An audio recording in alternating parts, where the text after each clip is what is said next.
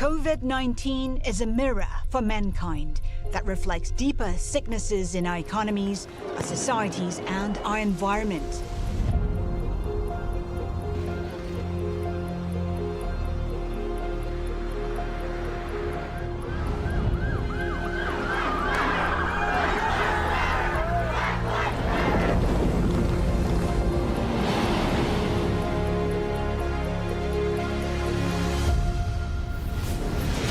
We can look away, or we can recognize the ailments that threaten our long-term future and build a more sustainable and inclusive world.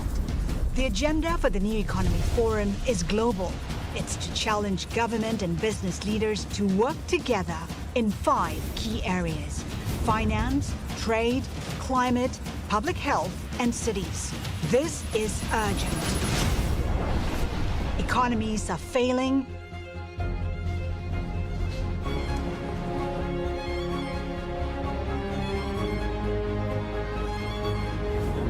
Societies are breaking apart.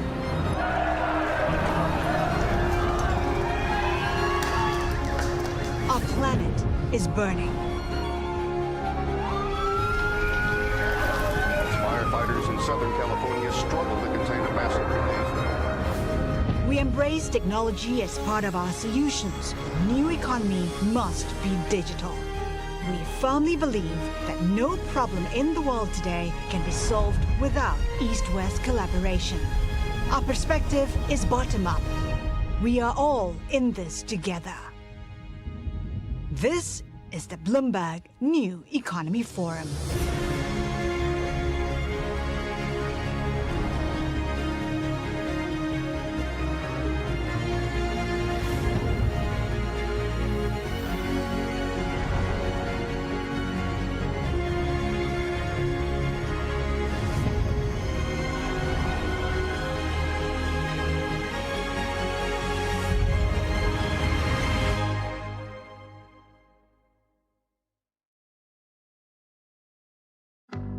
Please welcome the founder of the Bloomberg New Economy Forum, the founder of Bloomberg LP, Bloomberg Philanthropies, and 3-time mayor of New York City, Michael R. Bloomberg.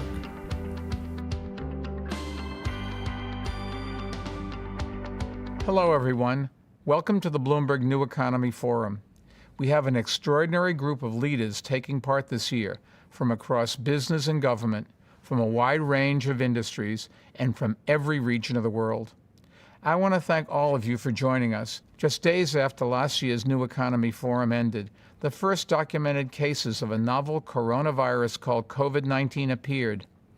The pandemic that has swept the world in the time since has caused so much devastation. It has claimed more than 1 million lives and tens of millions of jobs. And sadly, the toll continues to grow.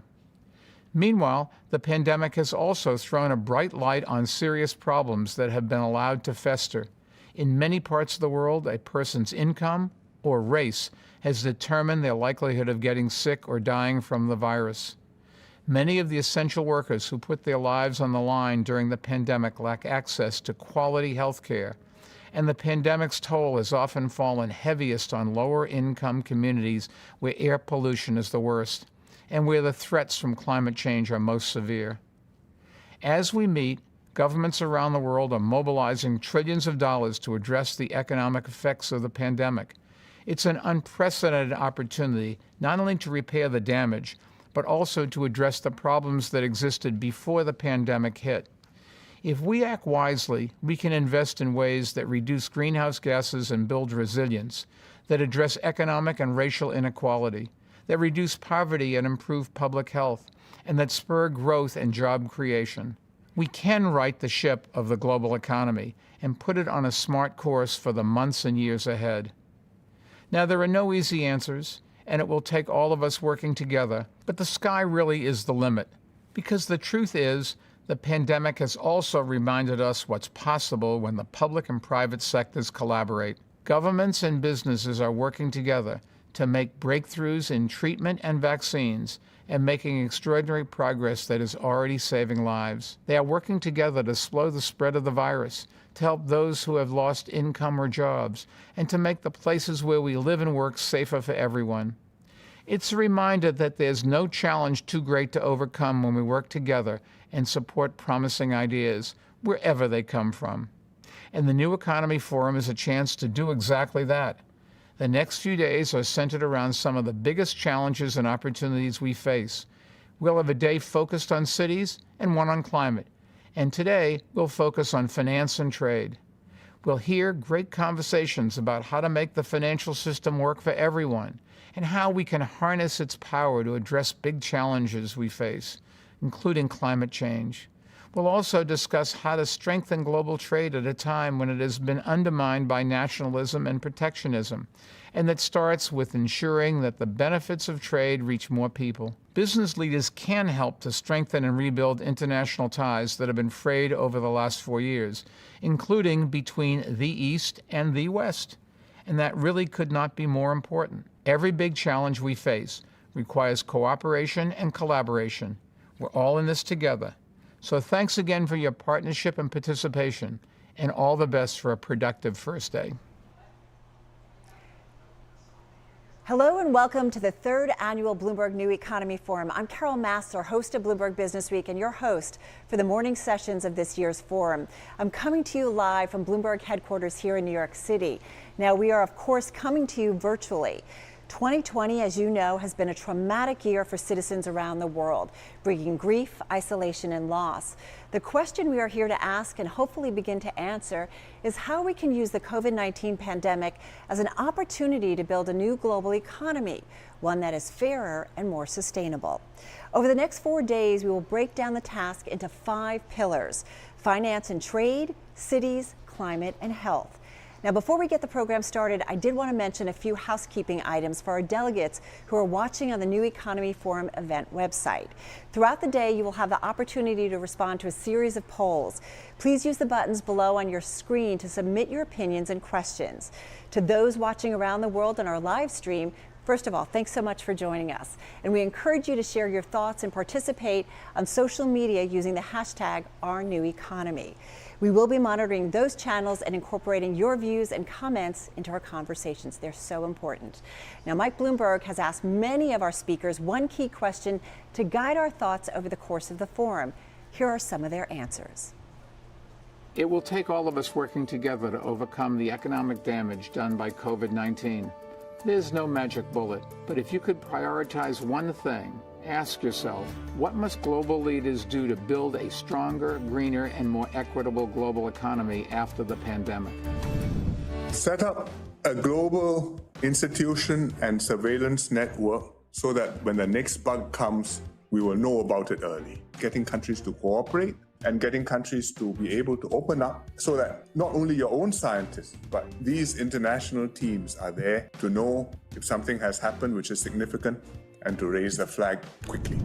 This recession has created more inequalities in the world than any other time in our lifetimes, and we're going to have to find ways of bringing up and elevating more of the economy. The crucial next stage in harnessing technology, as I see it, is to find scalable solutions in public goods such as education, healthcare, and solving climate change. 就是要后疫情时期一定要实现绿色高质量的复苏。 We currently have an infection fatality rate of below 1%. It could have been much worse. We need to prepare for something that could be much, much worse. The world needs civic engagement to solve our current issues as well as to avoid future ones. The world is deeply interconnected. There are no borders for something like this. There are no borders for climate change. There are no borders for inequality. The most important thing, I think, is the open trade, multilateralism, but also concentrate on the climate change agenda. Get the vaccines and therapeutics out of the door as quickly as possible, subject to safety.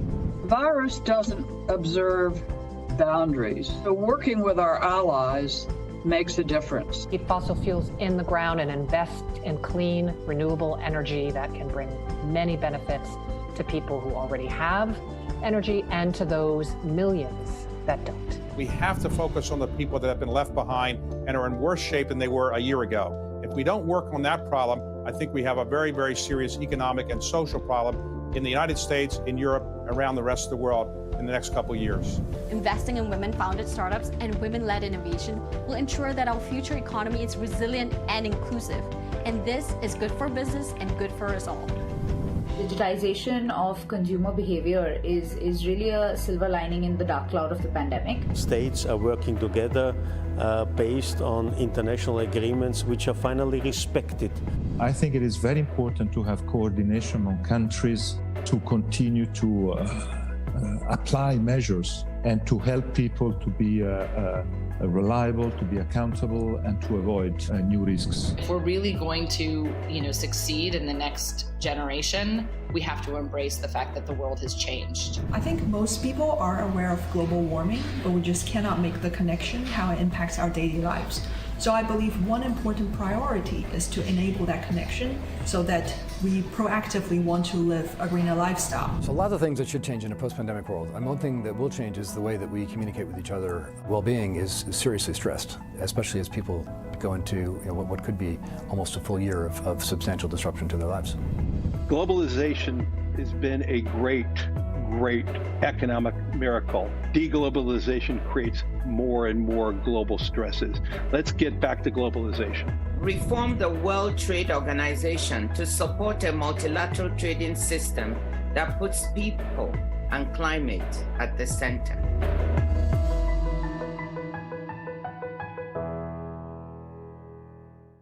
Hello, everyone.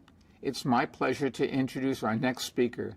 He has led the United Nations since 2017, and he's been a strong voice for international cooperation on the biggest challenges we face, including climate change.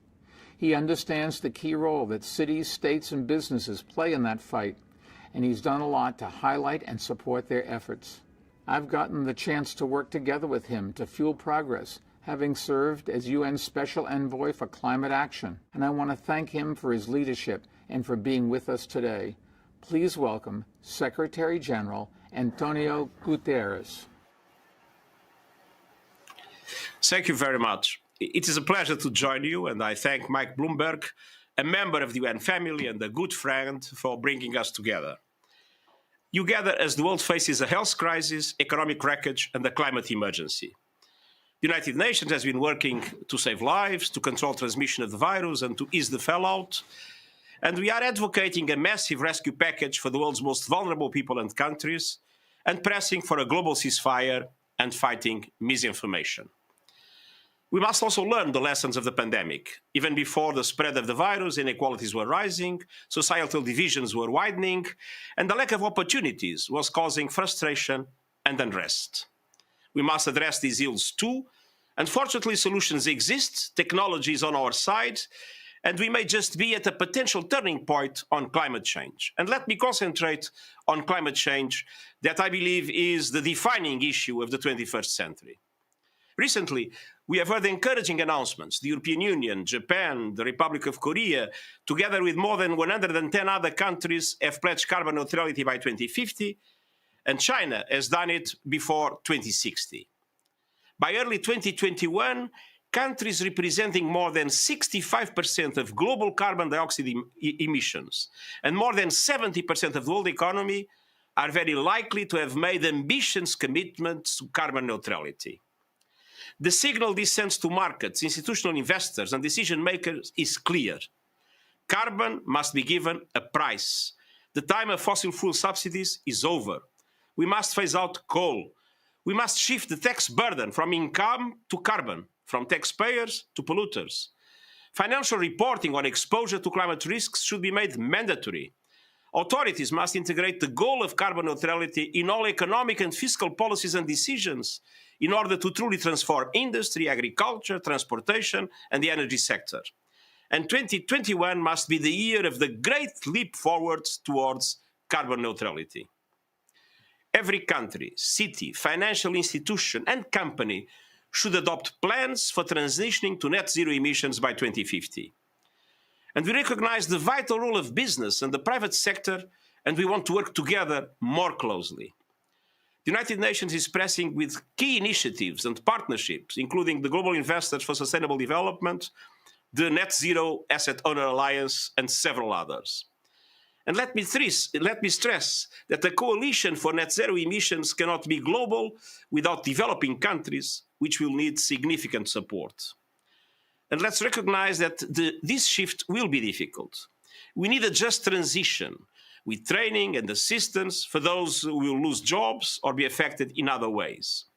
But let us remember that even as we strive to mitigate emissions in the future, we need to address the impacts that are already happening. According to a recent report, only 1/5 of climate finance goes to adaptation.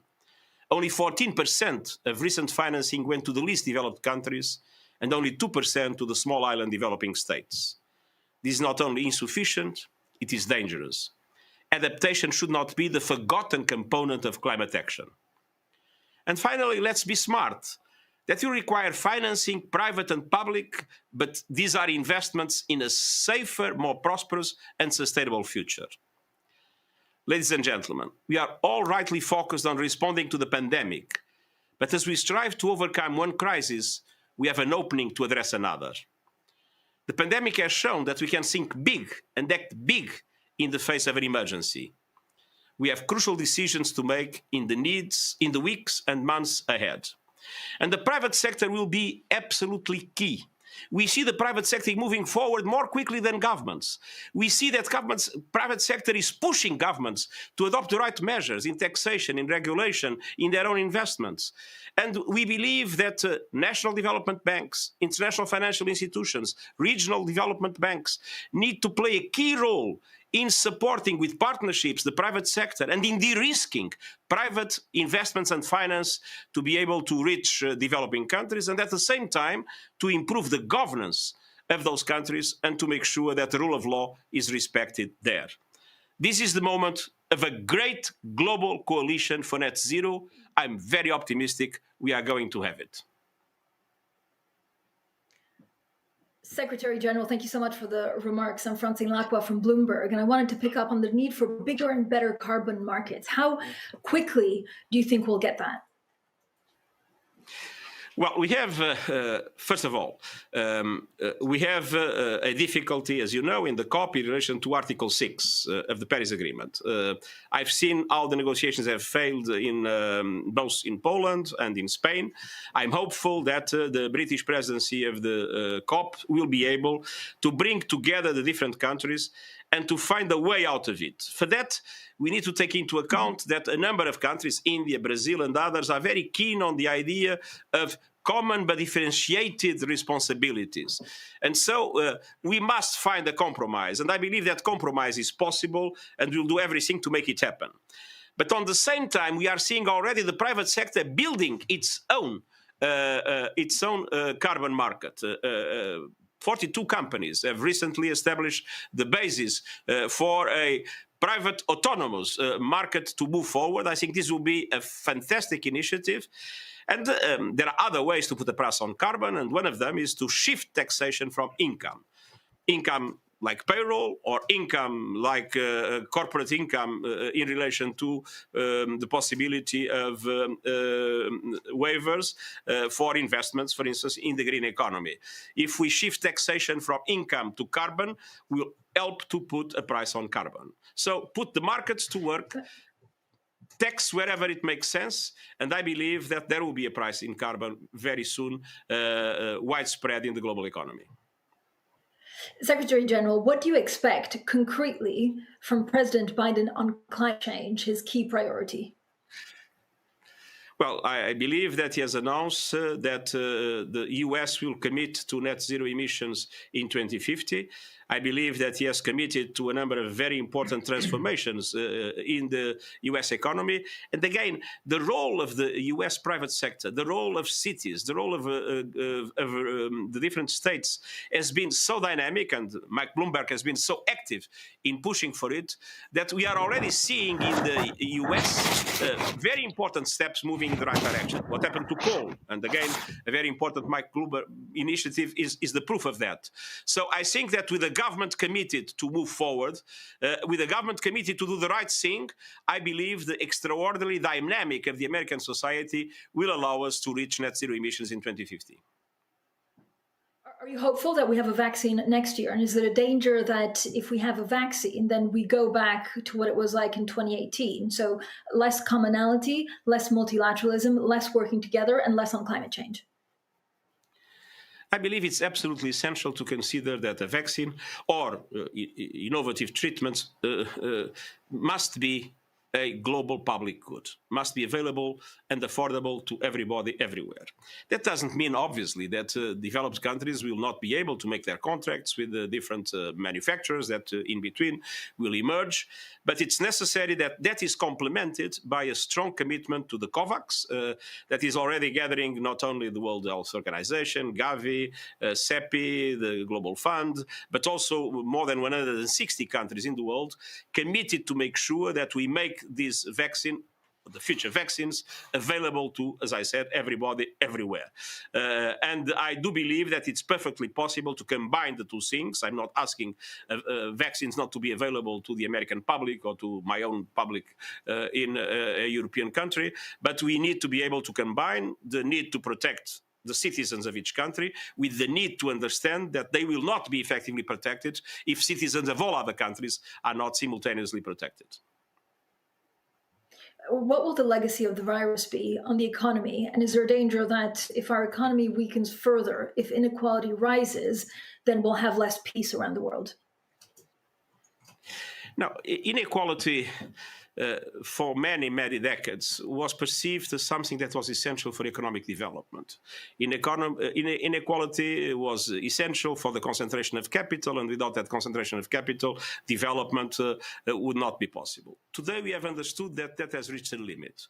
And we have understood that inequality became a serious threat to development in itself, obviously not allowing enough people to get access to the global markets, but inequality is becoming a central factor of instability in countries. Look at what's happening with elections everywhere, even here. I mean, the results of elections are starting to be put into questions everywhere. We see local unrest developing in many countries, and some aspects of these local unrests are leading to real conflicts. So to have a strong commitment to reduce inequality, to improve opportunities for all, is, in my opinion, a fundamental aspect of the way we recover from the pandemic.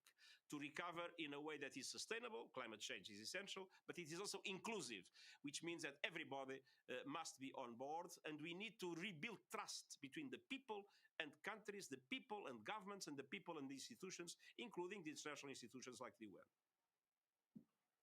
But Secretary General, how worried are you that the sitting president of the world's superpower and actually the largest UN donor has still refused to concede the elections? Well, I think that that problem will probably be solved soon.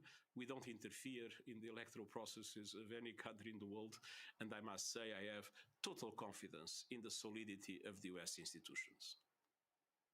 So how do you regain that trust? How do politicians speak to their people to make sure that inequality is addressed, that inequality gets better, and that we build a more sustainable, greener future? I think politicians need to show that they care. One of the problems in public opinions around the world is this idea that those that are in political power do not care but about their own power, do not care but about themselves and their interests and the way to prolong their power. There is this sense when we see jobs being lost, when we see lives being put into question, when we see the anxiety that exists, there is this feeling that those that have responsibilities in government or international institutions, they really do not care. They only care about themselves. It's absolutely necessary that governments show that they really care and demonstrate it in the adoption of policies, in the action they take. I mean, even in the image they project. One of the terrible things when we see the news is that there are very little news related to how governments and institutions are trying to solve the problems of people, and lots of news about struggle for power, about, how the elites are pursuing their own interests. We must change this. Power is something that is given to people to serve other people. If power goes on being conceived as a privilege of those that have it, we are all doomed. But is that reallocating resources within countries? Is it reallocating resources on a world level? I think we need both. I think we need a new social contract in each country with primacy for education and for access to the digital economy and the digital instruments to everybody. Internet is, as you know, only available for half of the global population. We need to make sure that we find new social protection mechanisms to address what is inevitably a dramatic change in the relations between work and leisure. I would say not only work and leisure, but work, leisure, and other activities. Some of them we don't even imagine what they will be in 10 or 20 or 30 years. We need to prepare societies for this change.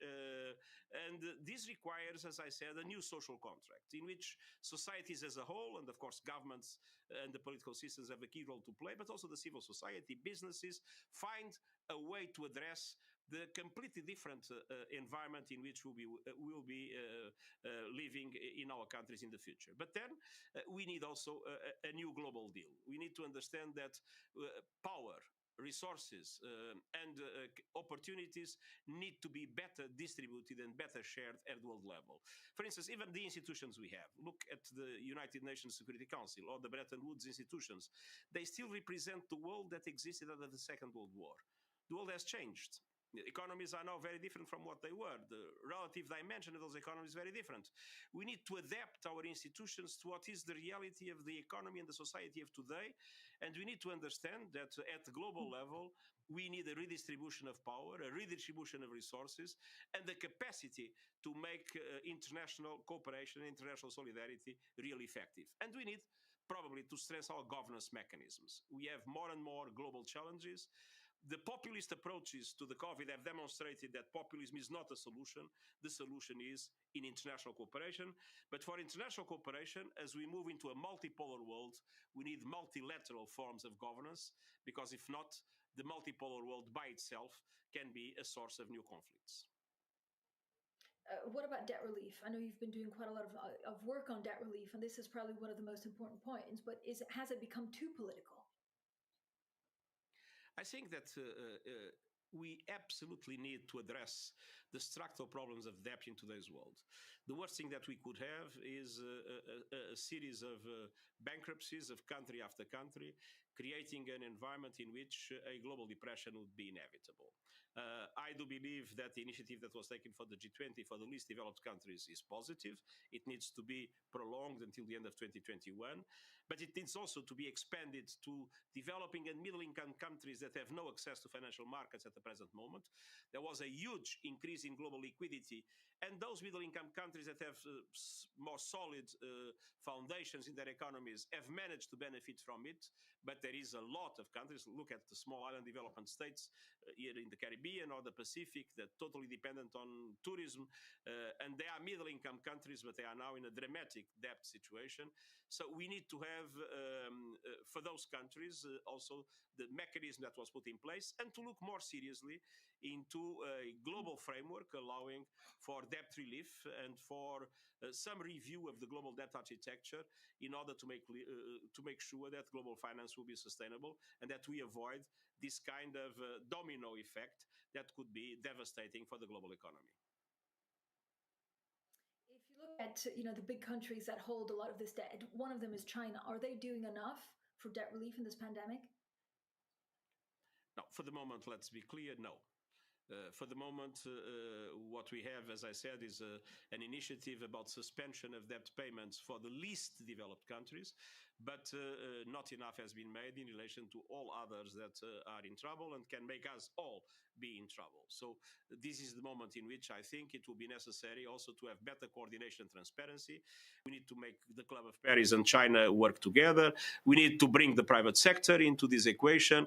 We need to see how credit rating agencies work. I mean, there is a lot that needs to be done. And obviously, central banks have been playing a very important role with the injection of liquidity they have done in their own countries with some swaps that they made. But for the moment, let's be honest, we are far from doing what is needed. And let's not forget that the crisis is not over. Next year will be a year in which there will be the need again to massively support our economies worldwide. And so a much, I would say, more I wouldn't say generous, a much more intelligent approach to debt will be absolutely essential. Debt and liquidity are two things that are perfectly interlinked and are vital for the recovery to be global and to be effective. Secretary General, I was going to ask about multilateralism and how much of a hit that's taken in recent years, but actually you've been at the UN for, I think, a little over 4 years. What surprised you the most during that time? Well, I think that what for me is the biggest source of hope is to see young people. Young people is much more cosmopolitan than my generation. Young people are much less nationalistic and much less prone to populist approaches. And young people has shown a strong commitment to the causes that are the causes of today's world. The questions of climate change, the questions of gender equality, the questions related to racism or the need to fight against racism.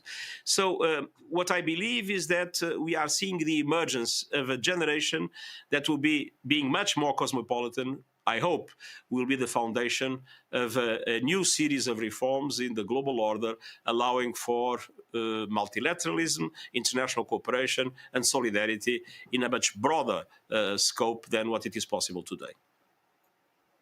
And you think multilateralism is back, will be back? Multilateralism is essential. I mean, we are going slowly. For the moment, we have no longer a bipolar world. We have no longer a unipolar world. When I was in government in Portugal, this was the moment of the US hyperpower. I mean, I remember that when we needed an intervention in East Timor to avoid a massacre there or a genocide there, the only thing that mattered was to convince the President of the United States. The moment Bill Clinton was convinced that was necessary, everything happened. Security Council voted, the Australians led the operation, Indonesia accepted it, and the East Timor problem was solved. Today, it's not like that. Power is much less clearly distributed. I mean, we are no longer in a bipolar or unipolar world, but we are not yet in a multipolar world. This is rather chaotic. And with lack of clarity in power relations, we see small and medium-sized countries becoming spoilers in different conflicts in different parts of the world in total impunity. So I hope that we'll slowly move into a multipolar world, but again, I repeat it, multipolarity is not in itself the solution. Europe was multipolar before the First World War. In the absence of multilateral forms of governance, the result was the First World War. So to have a stronger multilateralism, more inclusive, it's no longer an intergovernmental multilateralism we need. We need other stakeholders. How can we deal with the digital revolution if we don't have the business community, the science community, the private sector involved? I mean, we need forms of regulation that are more soft, more flexible, but involving more stakeholders in the way they are put into place. So it's an inclusive multilateralism that you need.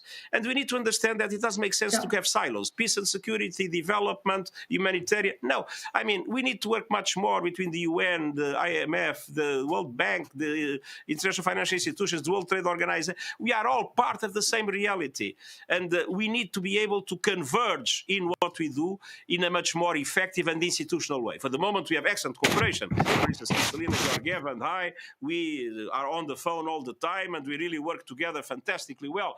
But this is not; it cannot depend on the goodwill of people. There must be an institutional approach to networking our multilateral system to make it much more effective. Yeah, I like the way you said inclusive multilateralism. Thank you so much, Secretary General Guterres there of the United Nations. It was a great pleasure, and I wish you the best success in your discussions.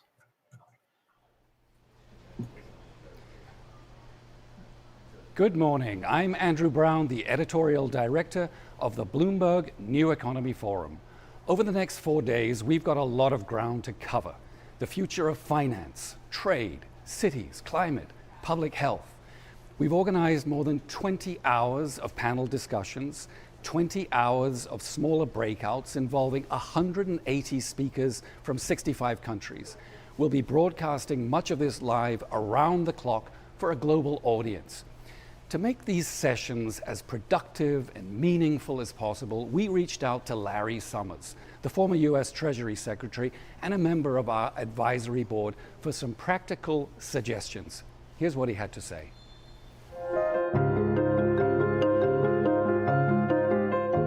platitudes are the enemy of progress. We all know that we need leadership. We all know that cooperation is good. We all know that dialogue is valuable. We all know that it's important to move beyond words to actions and deeds. We all know that there need to be results. We're all in favor of accountability. The repetition of those propositions is the enemy of serious thought about what real things can be done. If we don't let anybody say any of those things, we'll force towards a more useful conversation. At every level, the world needs to think about the really hard problems that you've identified as the topics for these sessions. It needs to do it based on reason and evidence, not people trying to drown each other out, not people trying to make each other feel comfortable, but trying to make clear what the real issues are and what can be done. I would even suggest that any proposition which no reasonable person could disagree with is not really a very meaningful or operational proposition because it would already have happened. What's actually crucial is not balancing power, but garnering cooperation and conceptualizing how we're going to do that between nations and between the public and private sector is absolutely essential. And business has got to move from the micro to the macro. It's not enough to run a good charter school if you're not supporting a strong public school system in your headquarters city. It's not enough to have a super certified office building if you're subverting necessary environmental legislation. It's not enough to treat your workers well if you're heavily relying on suppliers who are exploiting their workers. It's not enough to say you're for competitiveness and democracy if the way you're deploying money is directed at subverting that democracy and perpetuating tax shelters and other abuses.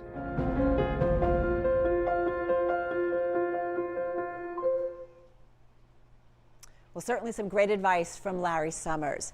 Now, in order to make this a truly global and inclusive conversation, we approached grassroots organizations, activists, and community organizers. We asked these individuals to speak truth to power and reflect the concerns of citizens everywhere. We call this series of videos Global Voices, and today's Global Voices speak to our pillars, finance and trade.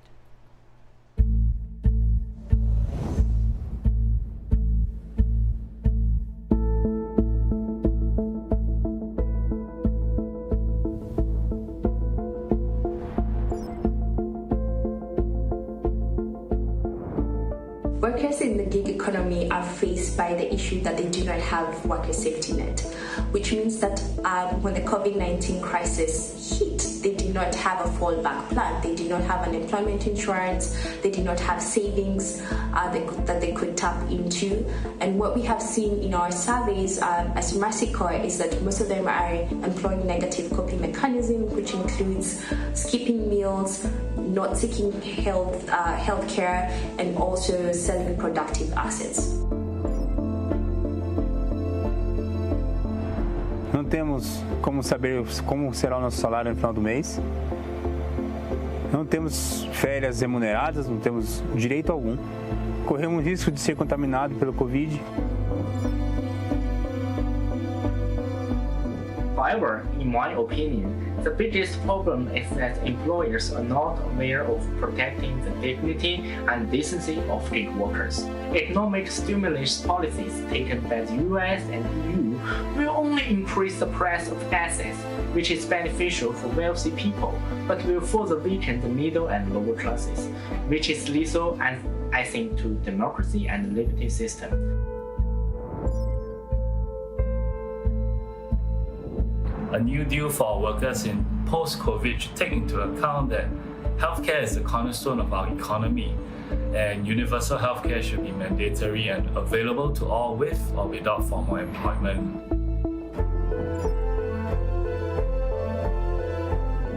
The New Deal that I would like to see as an informal economy worker leader is a New Deal which extends social protection to all, extends social security to all, extends universal health to all.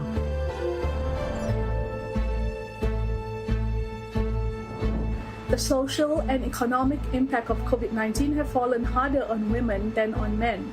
Therefore, post-COVID-19 recovery efforts should be tailored to women's needs, including priority areas like tackling domestic violence, access to sexual and reproductive health services, and providing support for women's livelihoods. The future of Africa, they're the drivers of economic growth. They're the innovators that are coming up with solutions for everyday problems. But we need to create an enabling environment that will enable them to get the financing, the support, the skills, access that they need to be able to provide solutions that are scalable. Por que tanta injustiça? Por que só nós trabalhadores sofremos injustiças? Por que nós trabalhadores não temos os mesmos direitos que vocês têm? De ter um plano de saúde bom, de ter uma educação boa, de ter uma refeição boa igual vocês têm, uma moradia digna. I believe that our society's standards is set by how we treat the most vulnerable amongst us and not the most powerful.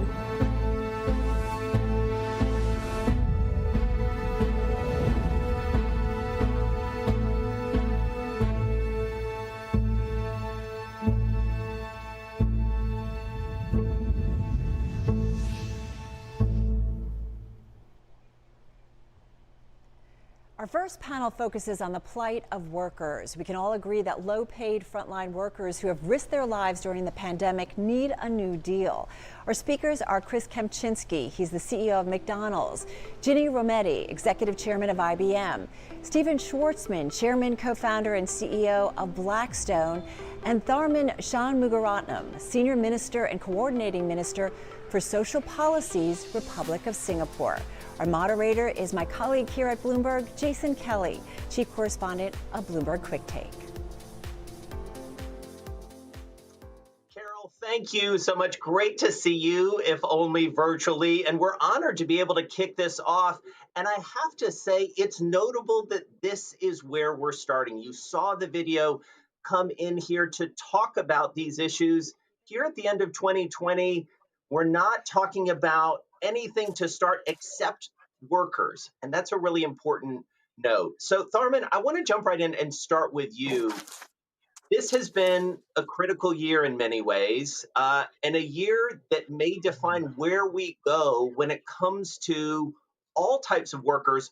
What's the government's role here?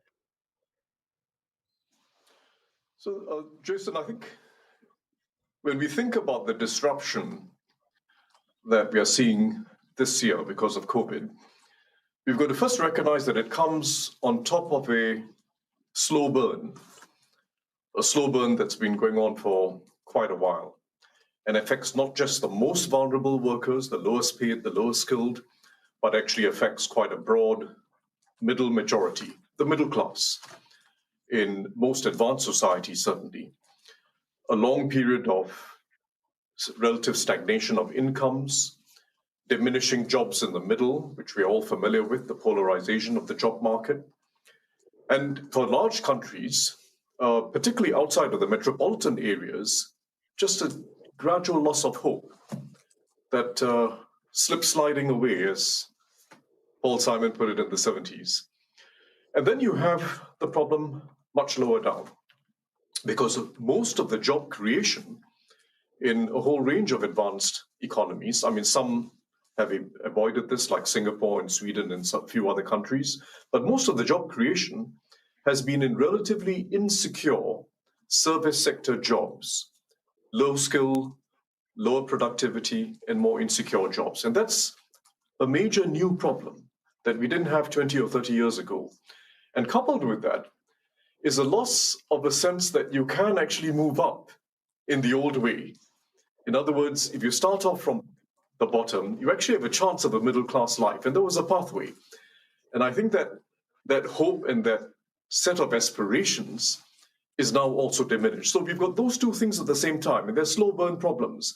One that presents itself to the middle class, and the second, which is that those who are lower down no longer have that hope and that sense that they can actually make it, and there's a very clear pathway to make it to a middle class life. So when we address the problems of COVID, we can do it in a way that also addresses these longer, slower burn problems. And I think that two major interventions, when you think of government, and frankly, when you think of the private sector as well, revolve firstly around that intersection of learning and work, getting a spiral back in the system, a spiral of learning, skills accumulation, job progression, career stability. And there's a whole set of issues that I'm happy to talk about later that have to come with a new way we've got to think about learning and work, that go back to educational institutions, that go to industry norms and certification, competency-based certification of skills, a whole set of issues to do with public funding. How do you actually fund lifelong learning? How do you make it convenient, time and place for blue-collar workers? How do you accumulate human capital, not just for the professionals and the ones who already have it, but human capital for the ordinary worker? How do we think in LinkedIn terms about ordinary workers, blue-collar workers?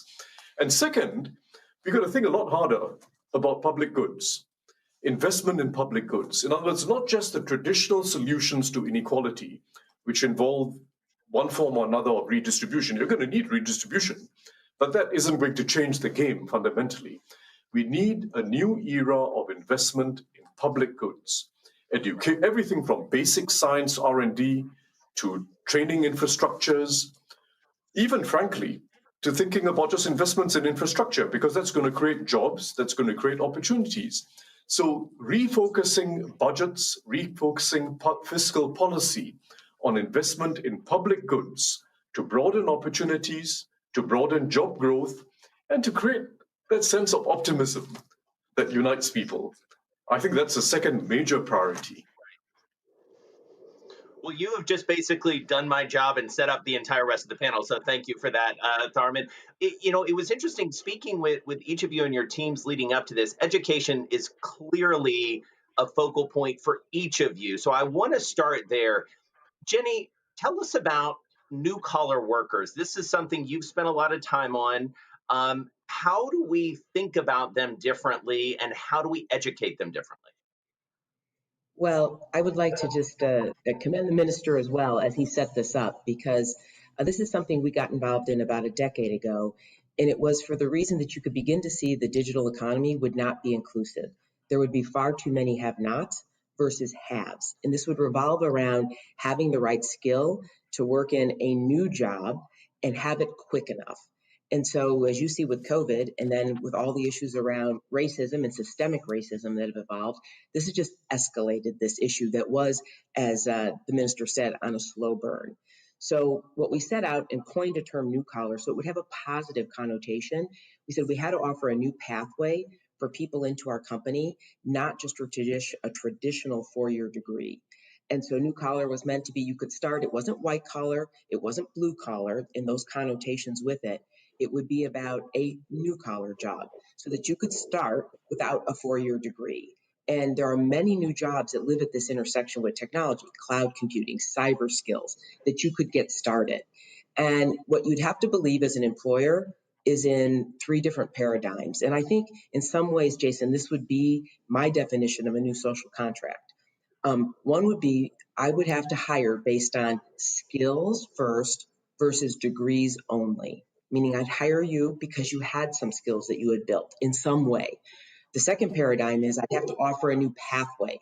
The minister used that word as well. So in other words, perhaps you've come from a 6-year high school, which is what hopefully we'll talk about. We got very involved around the world in this. And then the third paradigm would be as an employer, I offer you employability. While I may not guarantee you employment, I can offer you employability, meaning the ability to constantly build the skills that you can have a very good job. Because the issue here is going to become quality jobs, not just any type of job. So that led us down a path of what is a public-private partnership with high schools and community colleges around the world to build and say, how fast could we go to underserved communities and pull people into the middle class for the first time? And we now have a pipeline of almost 200,000 students coming through. It's so interesting to think about that and to think about it from the perspective of a company like IBM, and then to shift immediately, as I'm about to do, to a company like McDonald's, tens of thousands, hundreds of thousands of workers around the world. And Chris, you know, you and I were talking before we came on. We all know McDonald's. We know a Travis Scott collaboration. We know your new pastry line. I was talking to you about that from a personal perspective. But we often don't think about what a massive employer you are, and also the types of employees, which I think is really important. And I wonder what you have thought about over this past year and what this inflection point means for you, especially in terms of looking at the types of people who ultimately work at your franchises. Yeah, thank you, Jason. It is an area we think a lot about. Just to put it in context, McDonald's is the second largest private employer in the world. Our system, we employ about 2 million people. And I think Tharman touched on it. You know, we are in the heart of the service sector. The service industry is critical overall globally. I think about half of jobs are in the service sector. 80% of jobs in the U.S. are in the service sector. So it's an area for us that is mission critical. I think, you know, the premise of our company was built on how do we figure out pathways for people within the system to become potentially either restaurant managers, franchisees, company employees. And so we have a number of people who have progressed through their career that way. But most people that come in through McDonald's, and I would say that they typically start under age 25, and then they go on to do something else. And we have about 500,000 former crew that are now teachers. We have about 125,000 now that are nurses. We have about 2.5 million that started their own business. And we've found that it's not one solution that we need to offer. We need to offer a range of different things, everything from English under the arches, life training, life skills. You know, we have a significant number of crew that are unbanked. So how do we provide people with just, you know, some of the basic sort of financial understanding and capabilities? So I think those have been things we've been working on for a while. With the pandemic, to your question, you know, we've had to spend a lot more time, frankly, thinking about the public safety element of it, and how do we keep our crew safe through all of this. And I think that's become that's sort of an evolving area of consciousness that I think all employers are thinking about. It's not just about providing good opportunities, good wages, but there's now, I think, a much higher level of appreciation and understanding on the safety component. And, you know, we have, I think, like everybody, learned through this because we were initially not set up to think about, you know, running our businesses from an almost a public safety standpoint. And so things like PPE and transition or transmission rates and R0 and all those things, you know, we're now having to deal with those, which is why we've done a partnership with the Mayo Clinic because, you know, we view that as going to be something we're going to have to be dealing with and thinking about for the foreseeable future.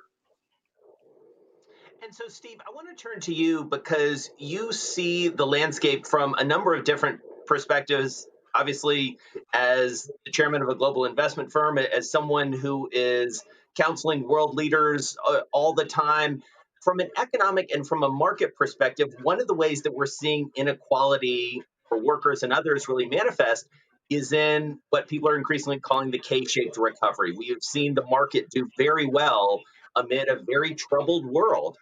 What do we need to do to solve for that?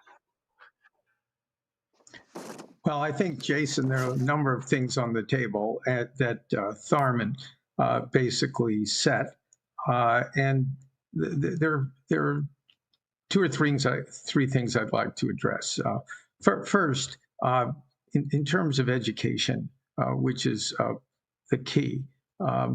I was in China about 2 years ago talking with the senior person there who said they were going to be delivering computer science education to 100% of their population. As we go more and more digital in the United States, we probably, in our large public high school, public systems, probably have around 5% of the people learning computer science. Not everybody in China is going to be a computer scientist, but they're going to be exposed. We have to upgrade our education system to be competitive on a global basis. On a broader basis, and some of the issues that Ginni was mentioning, I've said to you before that we need a Marshall Plan for the middle class. We need to make sure there's enough income for people, and the $15 minimum wage adjusted for different parts of the country, implemented over different time periods, perhaps, is sort of something that gives more of a living wage and also pushes up compensation, not just for those people, but for the people above them that are probably hit 30% of the workforce. And education, for me, is the key. Education is the passport for better life. And to do that, we need to have great teachers. We also need to look at different ways of educating, as Ginni mentioned. But in terms of teaching, we've all had great teachers, and they make a difference in our lives. And I think what we ought to do is have teachers be the only group of workers in the United States, if you will, who don't have to pay tax. And the reason I suggest that is it will mark them apart from all other types of employment as a valued class.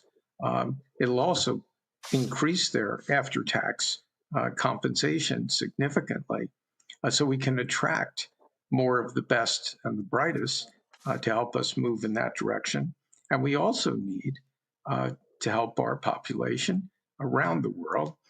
We need the business community deeply engaged in the school systems to provide apprenticeships and other types of ways where, as Ginni mentioned, not everybody has to have advanced degrees, but if they're linked into the business community, they'll have a place to go to work. They won't be lost. They'll be taught increasing levels of skills.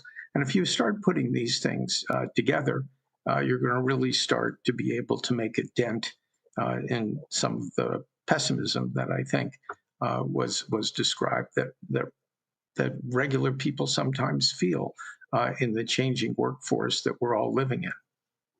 Right. So, Ginni, let's talk about that, because I'm fascinated by this program that you have, P-Tech, I believe that it's called, that as I read it, essentially says from a high school, from a secondary school perspective, we're kind of doing it wrong. I mean, this is a really, I would say, and correct me if I'm wrong, somewhat radical approach that, if widely implemented, could really change the way we think about education, not just from a college level, but going even earlier than that. Tell us a little bit about why this could work, or why it does work.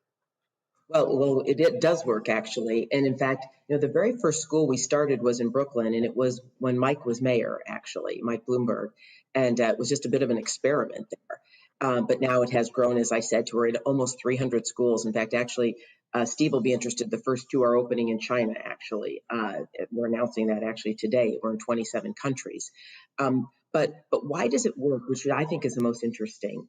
Because this is the public school system. These are not charter schools. These are not something new. So it is about a governor in a state, let's take the United States, where a governor is interested in this topic and wants to support it, and where you have a principal of a school who is just innovative about new ideas. And what we bring to them are three things. We give them a curriculum, but it is not quite a vocational curriculum, because you're really just teaching people their soft skills, how to work with each other, because I can teach them, and most companies can teach them hard skills. So first, it is just about soft skills. Then the second thing you do, and Steve alluded to this, is you give them a chance at an internship and mentorship. once people see what's possible and they see people around them, they were just born in a bad zip code. And so this gives them, and it shouldn't define their destiny, this gives them a chance. They do an internship. And then the third piece is that if you have a chance, an opportunity, you offer them a job. So that hope, along with that experience, along with the school system that says, this is an important thing, particularly Pathway to Technology was Pathway to Technology, early college, high school. It says to someone, boy, I've got a chance to change my destiny. And many, 90% are Black and Hispanic in the US, first generation ever to have a degree like this, and they've done outstanding. And the most interesting thing about 10 years under our belt at this is that 74% go on to get college degrees, and we've actually had our first PhD. So this doesn't mean this is where you start and end. It is about providing that exposure, the experience, the opportunity, and this to me is just so critically important that it's not just IBM, by the way. We have a coalition of 600 companies that work with us, and many are small, medium business, which is, we should talk about, a lifeblood of most countries is small, medium business.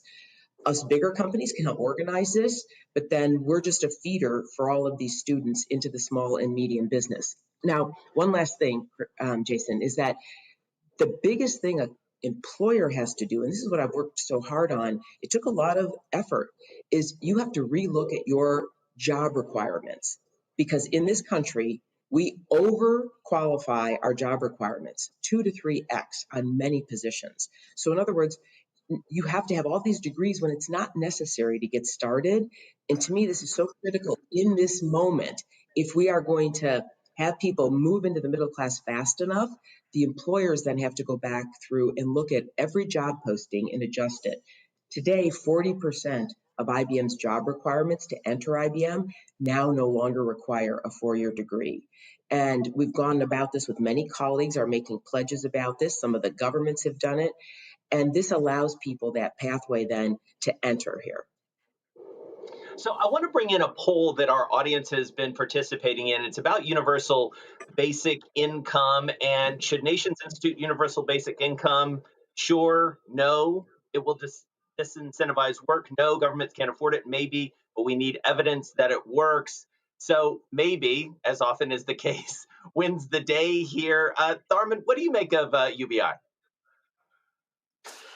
Well, I think first, I think it's a bad idea. This is a short answer. Now, let me explain why it's a bad idea. First, leaving aside the issues of disincentives, which is something which, we've got to go by the evidence. I'd say, it's an open issue. I'd make two more fundamental points. First, it's extremely regressive. It's extremely regressive. The idea of giving everyone a certain quantum of money is very different from giving the poor, the lower middle income group, what they need. And many of the proponents of UBI, some of whom are from Silicon Valley, incidentally, have proposed this as a way of flattening the system. And I don't think that's a good idea.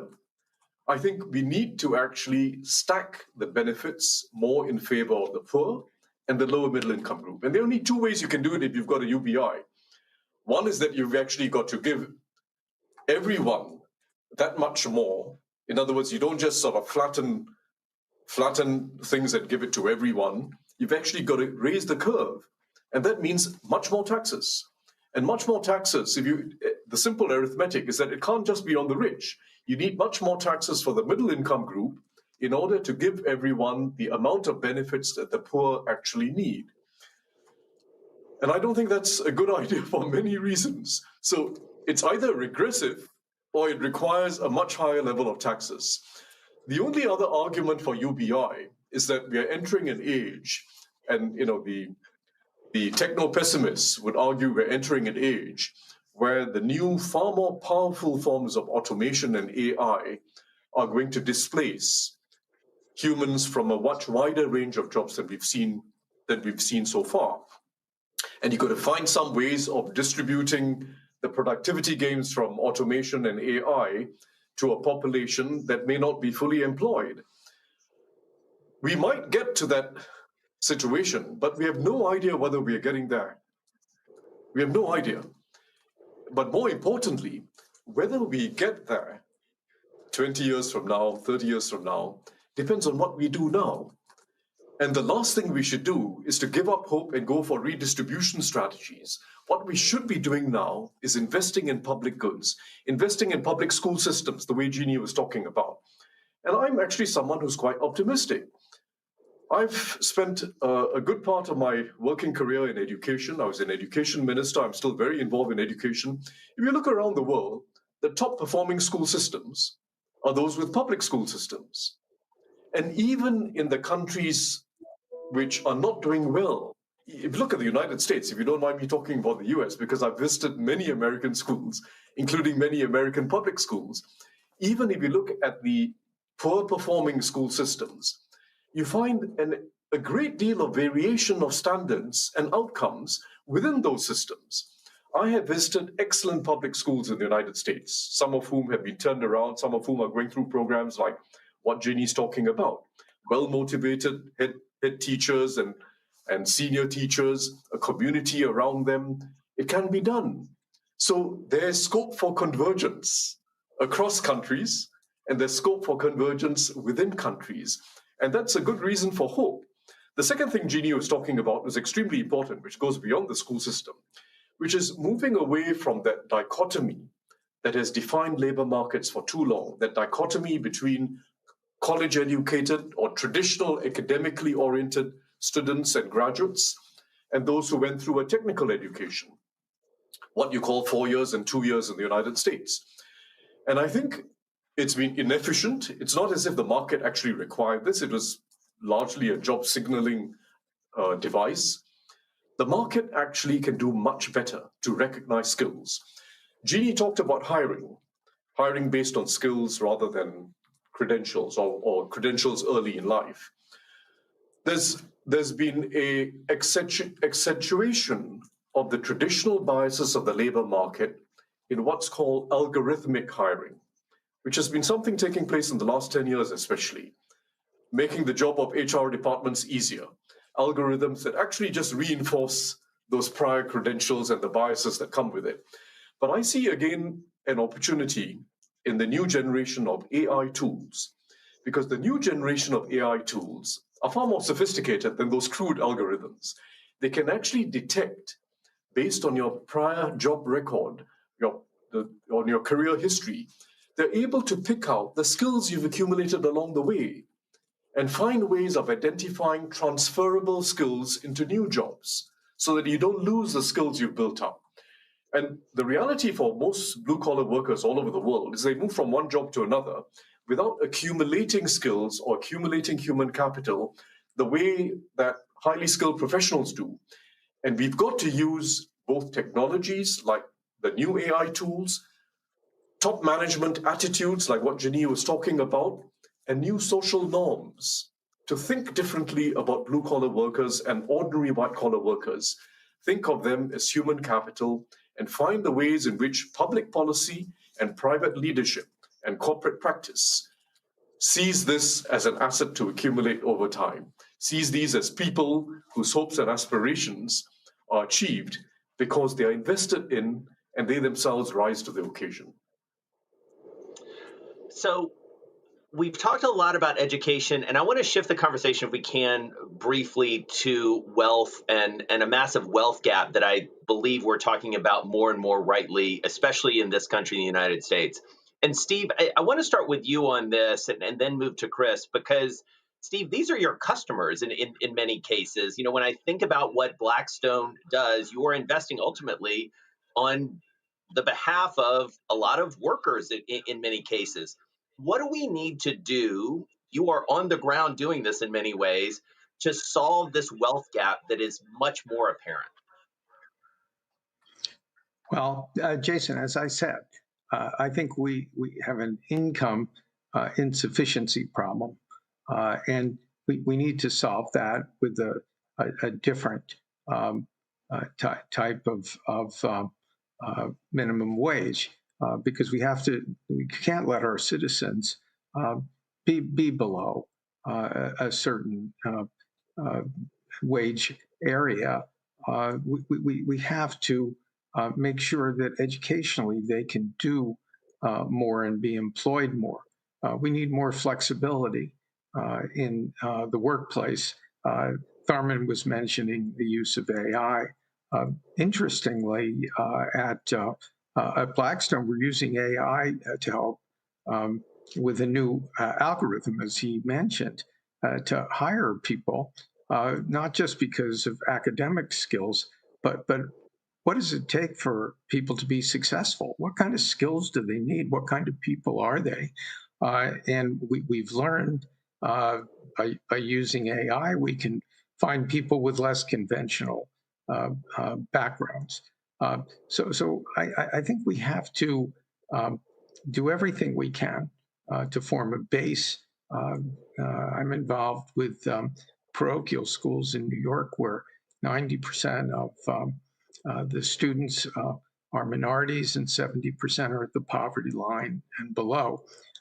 And we graduate 98% of those students, and 96% of them go to higher education. And they're the same students that are having difficulties other places. And I think there are all kinds of techniques that we can use so that people have a much better shot, that our society becomes much more able to fulfill the dreams and the expectations and obligations we all have to provide a good life for everyone. So, Chris, on the subject of the wealth gap, it's something that has come to the fore largely very passionately on the part of one of your board members, John Rogers of Ariel Investments, and in part because of what he has seen at McDonald's in many ways, and the wealth gap that has, again, I think, come to the fore over the past year when it comes to whites and blacks in America in many ways. How do you go about solving that? How do you use McDonald's as a way? And I think you've traditionally done this. How do you accelerate that in this world?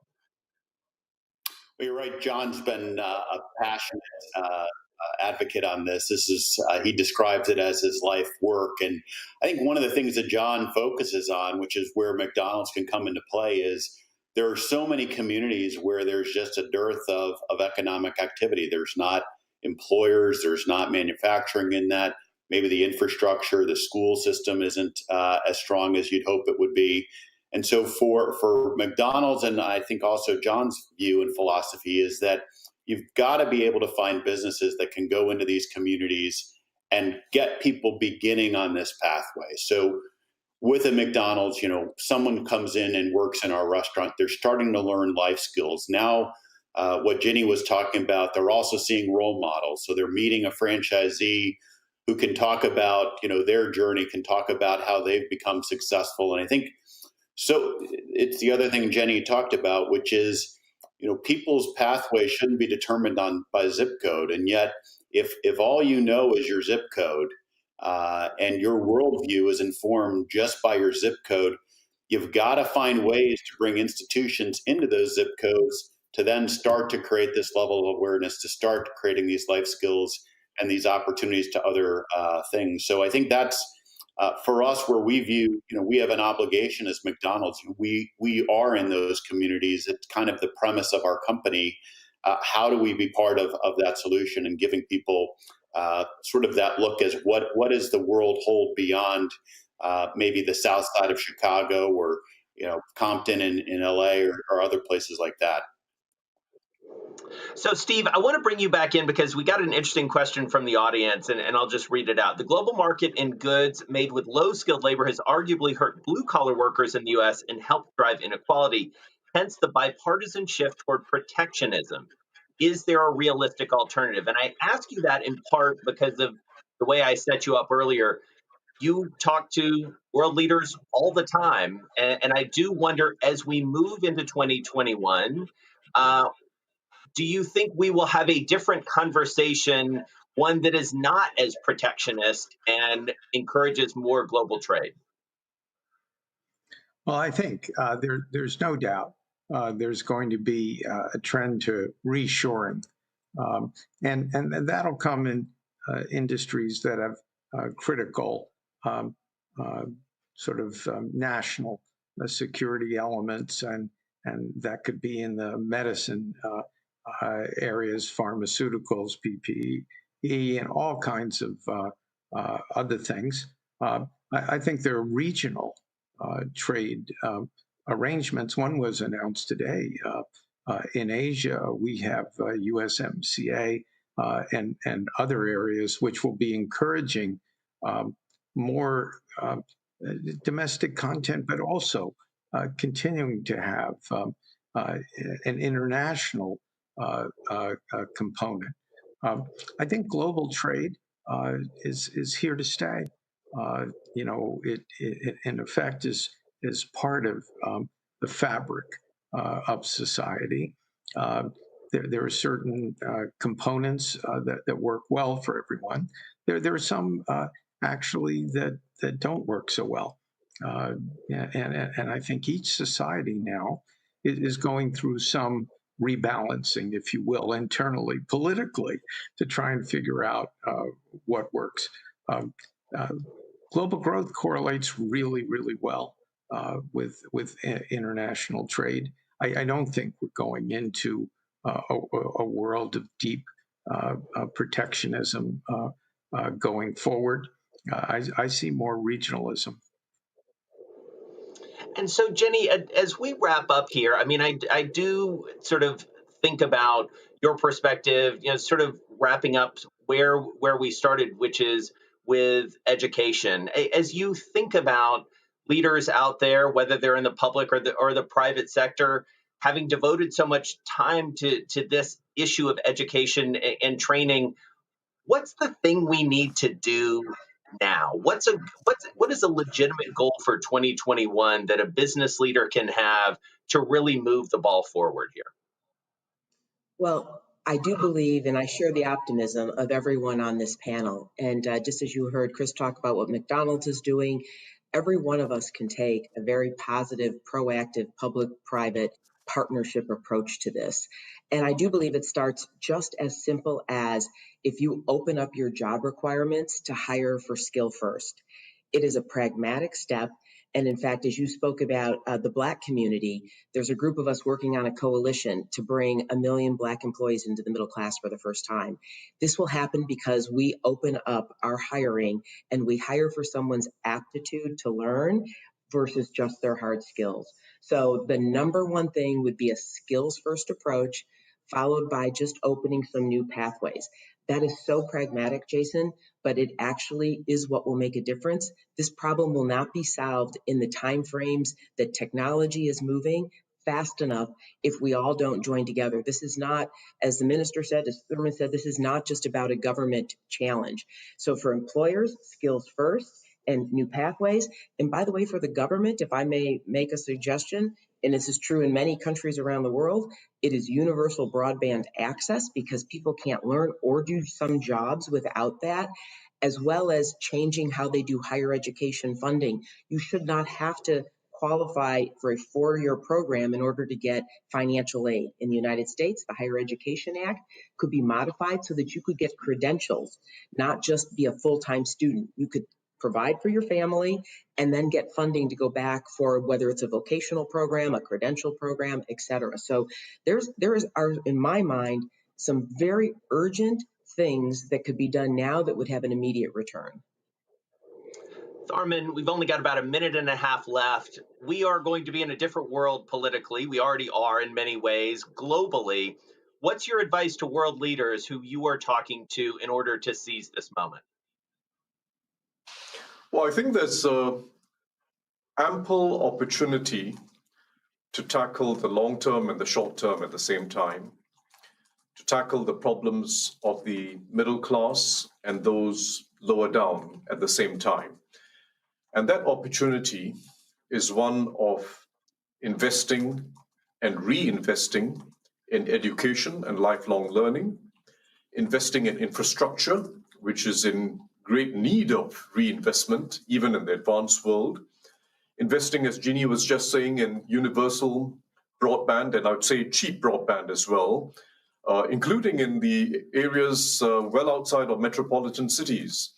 If you look at the United States, for instance, there are significant parts of the country which don't have broadband. That's true for most large countries.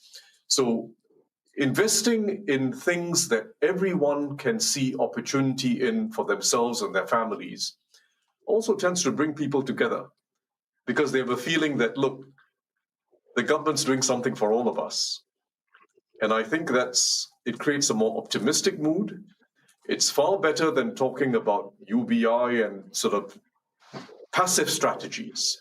Let's talk about how we can do things to develop capabilities, develop hope and aspirations. If we lose that game in 20 or 30 years' time, we can start talking about UBI, but we haven't gotten started. All right. Well, we're going to leave it there. My thanks to all of you, Tharman, Ginni, Chris, Steve. A great way to kick it off. A little bit of optimism here to start the New Economy Forum. Thank you so much. All right, a great conversation. Jason, thank you. Well, the coronavirus will forever change the global order to interpret a new era that is emerging from the lockdowns. We welcome Dr. Henry Kissinger, the former U.S. Secretary of State and the honorary chair of the Bloomberg New Economy Forum. Dr. Kissinger will be in conversation with John Micklethwaite, Bloomberg editor-in-chief.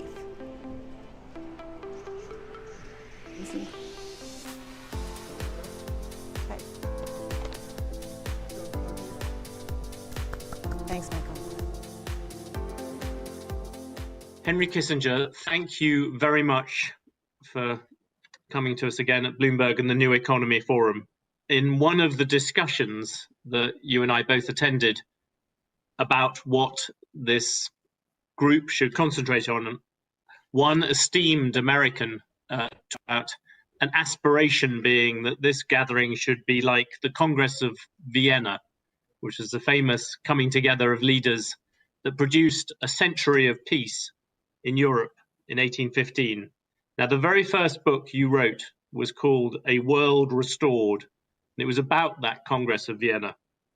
And I wondered, what are the necessary conditions now for a lasting peace between America and China?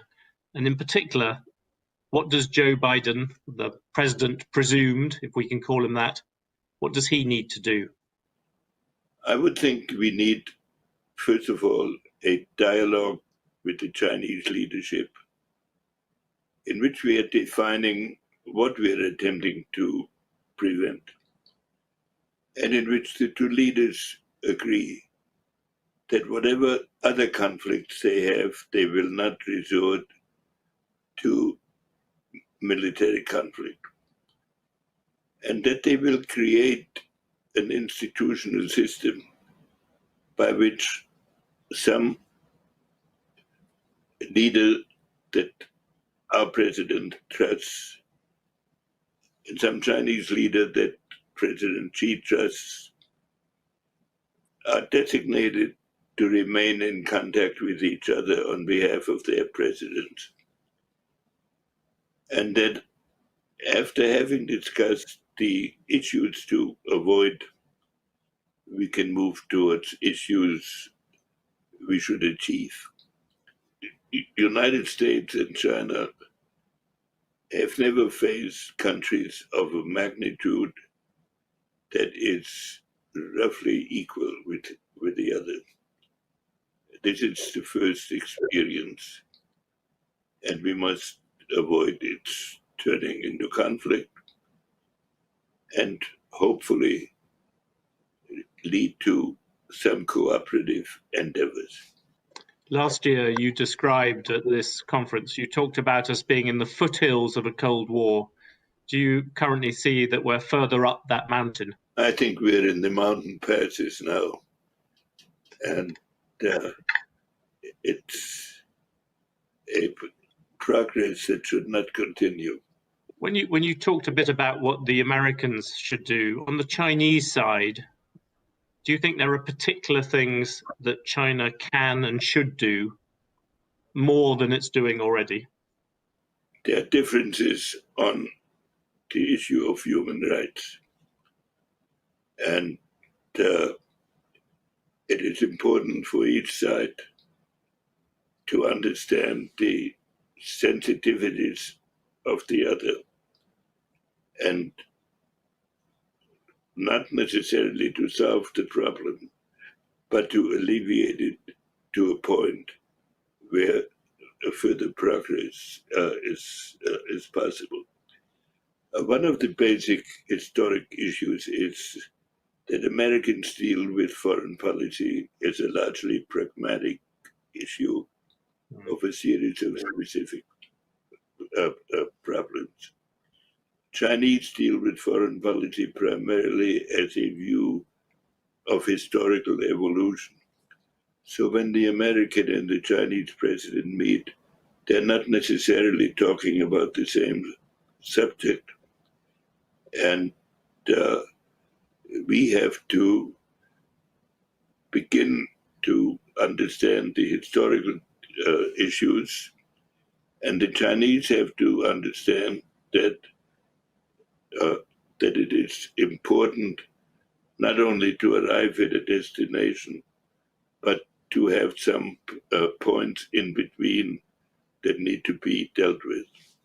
Do you think that there is a way in which people can learn from history? And do you think the Chinese really understand the context of global in the same way as America is used to? The history of China is different from the history of America. And Americans have had a history of relatively uninterrupted success. The Chinese have had a very long history of repeating crises. America has had the good fortune of being free of immediate dangers.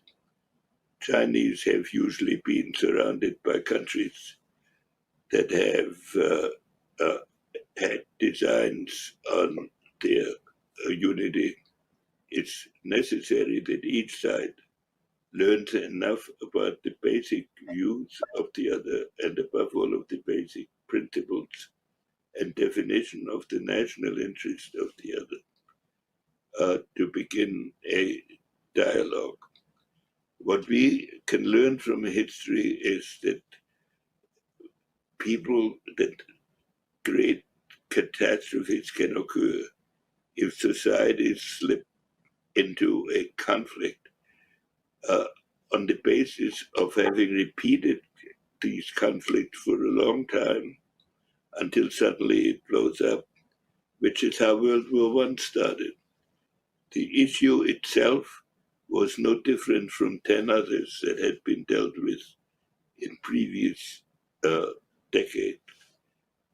But this time, the method of diplomacy that had been used then didn't work. We need an effort designed to avoid the worst. Of course, each side will defend its national interests, and this will be understood. And we should not turn this into where can we conciliate China. The issue is, can we achieve outcomes which both sides can coexist? Do you think Donald Trump has done that has helped this process when it came to China? Has he delineated a position? Has he done anything that has helped this, or has it just purely been a downhill path? I think Trump has a more confrontational method of negotiation than you can apply indefinitely. At the beginning of the process, it was important for him to emphasize the deep concerns Americans have about the evolution of the world economy that is not balanced. I think that was important to emphasize. But since then, I would have preferred a more differentiated approach. Do you agree with and there is an idea around the people around Biden that there should be some element to unite the democracies into some kind of coalition. Do you think that makes sense at all, or is that a provocation? I think democracies should cooperate wherever their convictions allow it and or dictate it. I think a coalition aimed at a particular country is unwise, but a coalition prevent dangers is necessary where the occasion requires it. Certainly the United States has a historic interest and a history of a Atlantic relationship, which should always be kept in mind in the conduct of our foreign policy. Just on that subject, is there anything that Europe can do? What is Europe's role in this? The question for them now is whether in the evolution of relations with other parts of the world, they will attempt to be, whether they will attempt to play a totally autonomous role, or whether they see that there is an importance of some common Atlantic positions. In other words, does Europe think of itself as a peninsula at the edge of Asia, or is it linked to the United States through history and some common interests? And then the answers to the challenges will have to be evolved in relation to the answer to these questions. Which way do you guess Europe will go on that? Do you think Europe will see itself as a transatlantic alliance, or do you think it will be pulled towards Eurasia? I think there will be tendencies in both directions, and it is the big challenge for Europe and for the United States. Can I ask you about one last thing, because it has been such a big issue in the year since we spoke? What is the effect of COVID on the balance of power? Has COVID changed the balance of power? Many people have seen a pandemic which America has not coped with particularly well if you look at the numbers of deaths, and they have looked and they've seen China in particular doing after a shaky start. Has COVID changed the balance of power in your view? In practice, it is dealt with by each country largely autonomously. But its long-term solution has to be on some global basis. Then within that framework, the performance of countries that solve the problem both of their internal medical needs and of the global or regional method of solving it may affect the position of those countries. But I don't think COVID should be dealt with from that point of view. It should be dealt with as a lesson in the need of certain issues that can only be dealt with on a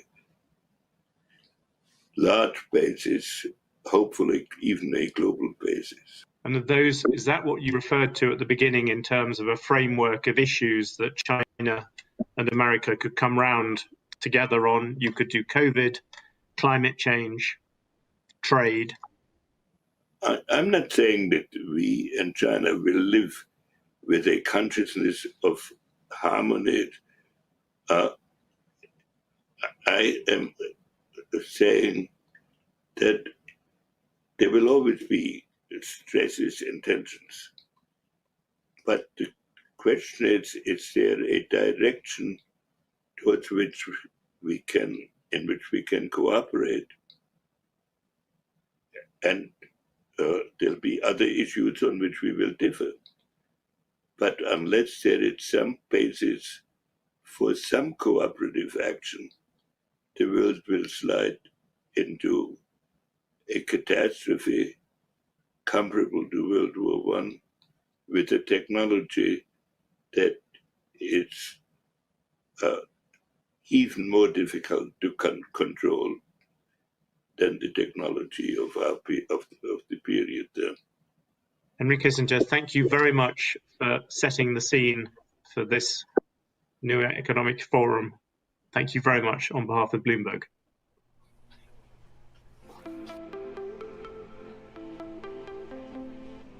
John, thank you so much. Well, coming up next, we have remarks from His Majesty King Abdullah II Ibn al-Hussein of Jordan.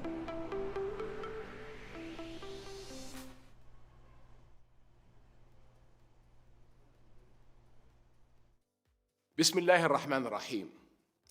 Dear friends, it is a pleasure to join you at this global forum and to be part of your insightful discussions during such a monumental period in our modern history. As you've been discussing in today's sessions, the COVID-19 pandemic and its repercussions have brought about transformations to our world that come but once every few generations. This is indeed a wake-up call. It shows us that we need each other. It shows us that all life is precious, and it shows us that one country's problem is every country's problem. We cannot simply choose to close our eyes and our ears to the world and expect to survive all this unharmed. Instead of turning our backs on years of international connectivity, imperfect though it may be, we are better served fortifying the foundations of our global system and looking at ways to improve and re-globalize our world. COVID has given us a rare opportunity to do just that, to look at how we can make our world better and more resilient against current and future crises, including the ever-present impact of climate change. 3 immediate areas of concern demand our attention: improving access to healthcare, enhancing food security, and nurturing innovation to catalyze recovery. So, my friends, the pandemic has shown us how connected we truly are. Before it, we are all equal. No one is immune. So let's use our connectivity to fight back by ensuring the efficient distribution of vaccines and treatments. The vaccine, after all, must be treated as a global public good.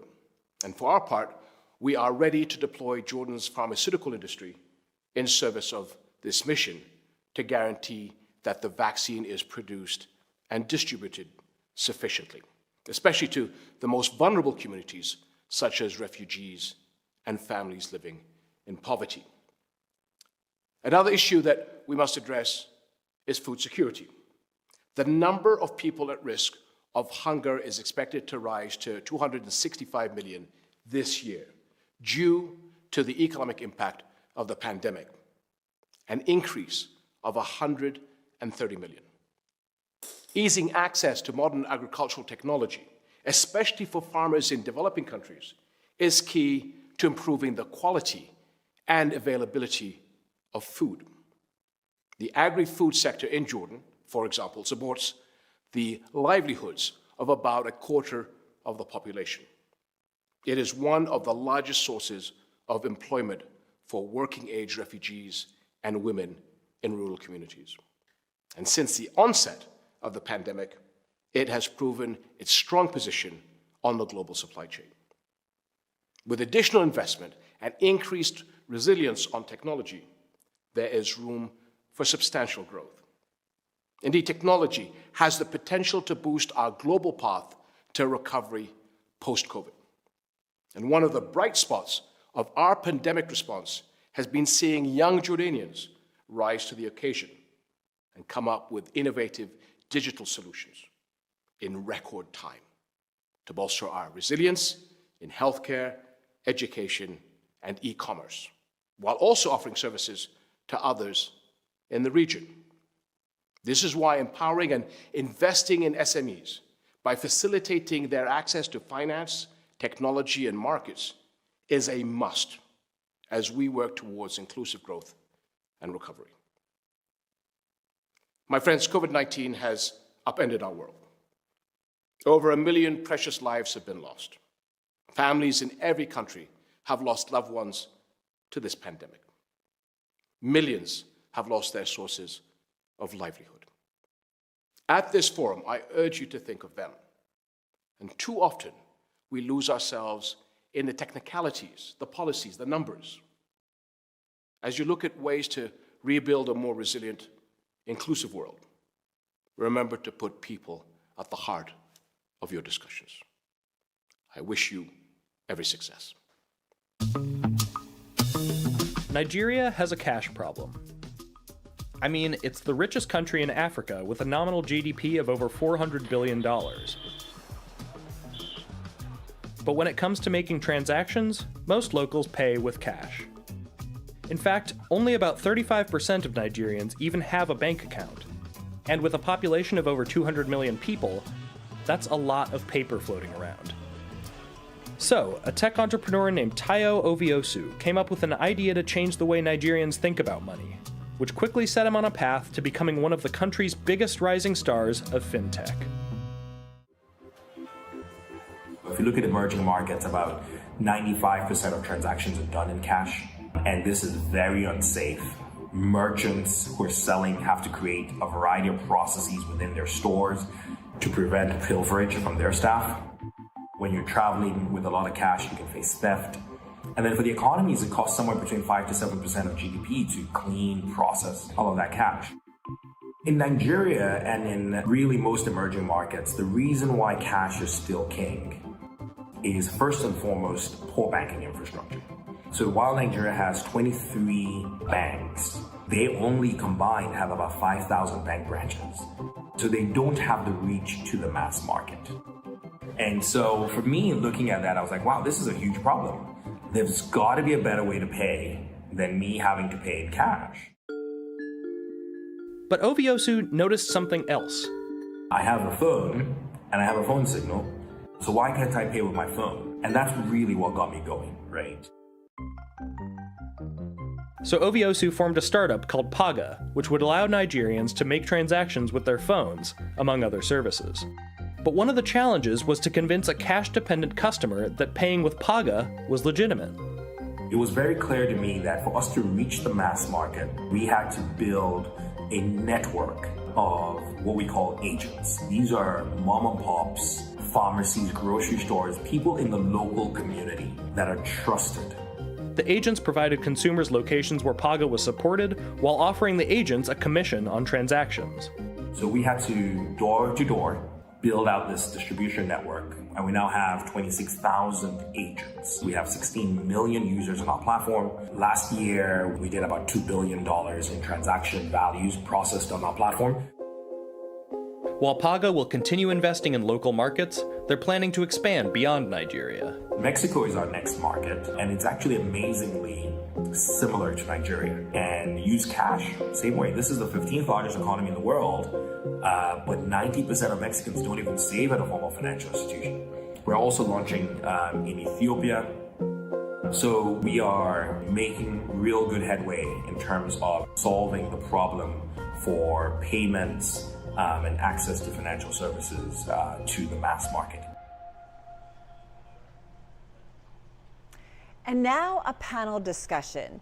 Deglobalization, reglobalization, or slowbalization. You can pretty much take your pick.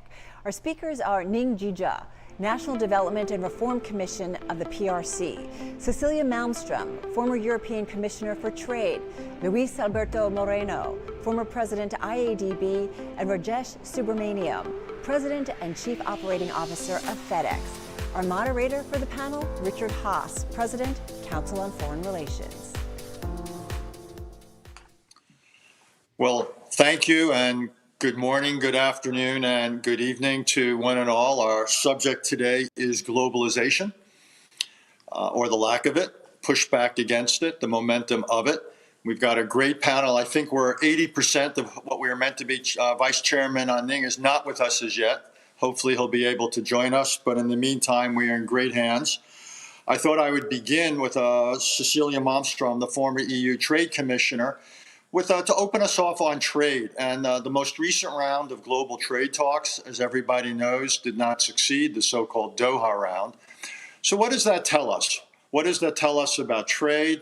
And what does it tell us about the future architect of trade negotiations and trade agreements? Well, trade is still and is going to be very important in the post-COVID world as a part of the recovery. And it is working. It's been working remarkably well during the crisis, despite some hang-ups in the beginning and, of course, a decreased global trade. But there are problems, and they've been around for quite a long time. We've seen trade wars. We have seen the incapacity of WTO to make decisions. It's not working really well. So there are lots of reforms to be made there. WTO is almost having a new Secretary General, which would be very good, and it will need to address all these reforms, everything from the daily work to the decision making to the issues of old issues such as the Doha round that you mentioned, Richard, but also new issues such as digital trade, services, environmental trade, etc. We've seen trade wars, tariffs increasing, but we've also seen a lot of trade agreements going through. Europe has been concluding a lot of them recently with Canada, Japan, Singapore, Vietnam, a few African states. And only yesterday we saw the signing of RCEP with China and 14 other countries in Asia. We've seen the countries of TPP, the Trans-Pacific Partnership, going forward, even when the US withdrew, and that has entered into force. And we see great ambitions in the African continent. All the African Union have set the ambition to create, on the long term, because there's still a lot of work to do, a intercontinental free trade area among the 55 countries of the African continent. So it's a mixed picture. We see protectionism, we see anti-trade movements, but we also see lots of countries who do believe that trade is a good thing, that you need to do it transparently, you need to do it inclusively, but definitely we need to modernize the global trading system, the rules, and the way we do trade globally. Let me just follow up with one question, which is the division of labor. And what's left then for the WTO? Has it essentially become less of a negotiating forum, and it's essentially there as the Court of Appeals, an adjudication forum? Is that now the future division of labor in the global trading network?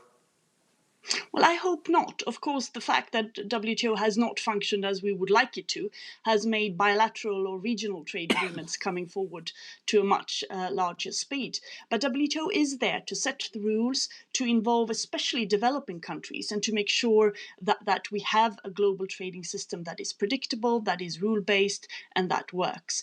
And right now, even if there are problems, there are almost 90 countries negotiating a plurilateral, meaning that not all countries of WTO, but most of them on e-commerce, on digital trade. And if that was to succeed, I think we would that would really show that WTO is back on track. And with the dispute settling mechanism that has been blocked for quite some time, also due to the US blocking it, but maybe with the new administration we can engage a couple of reform-willing countries in the WTO to see if we can set a new agenda and if we can set out to modernize and to update the organization, also write some new rules, because of course there are violations of the existing rules and there are rules that are not adapted to the circumstances of today. Thank you. I want to bring in Raj for a moment here. Look, you are the COO of one of the major global corporations. One of the results, it seems to me, almost a consensus result of COVID-19, is that the world is beginning to rethink supply chains. And questions of just-in-time, questions of costs still matter, but they're no longer, shall we say, paramount. The new phrase is resiliency and whether the cause is disease or earthquakes or something to do with climate change or politics. We need to build in more. So my question is, how is that affecting you? How is it affecting you see your colleagues in other business? But also, how do we avoid a situation, which I'm increasingly thinking about, where if every country basically says, this is what we're going to do to maintain resiliency or sufficiency, how do we avoid that becoming a euphemism for protectionism? How do we manage this process of strengthening supply chains, but not at the price of global trade? Yeah, thank you, Richard. And let me just first say that, as a practitioner of moving global trade, we think more trade and freer trade is obviously better for the globe. And we have our 20 million shipments a day represent really global trade at maybe the higher value end of the global trade, and it is extremely big part of the economy. If I just add one point on the global trade equation, what 1990 trade represented 14% of GDP. In 2008 it was 25%, and in 2018 it was 21%. So it was kind of almost peaked before even the pandemic hit, and was already coming down a little bit. And then through the pandemic, even 2019, manufacturing trade took a big hit. And as the pandemic hit, then things kind of changed. What's come back faster is actually the manufacturing piece of trade, and the services, for very good reason, are down. So while GDP is down and trade is down, manufacturing component of trade has actually performed a little better than the services component. So just in this context that I wanted to talk to you about is the supply chain resilience.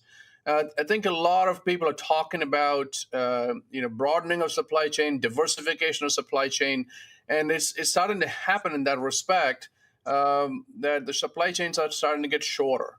The supply chains are starting to get intra-regional. But one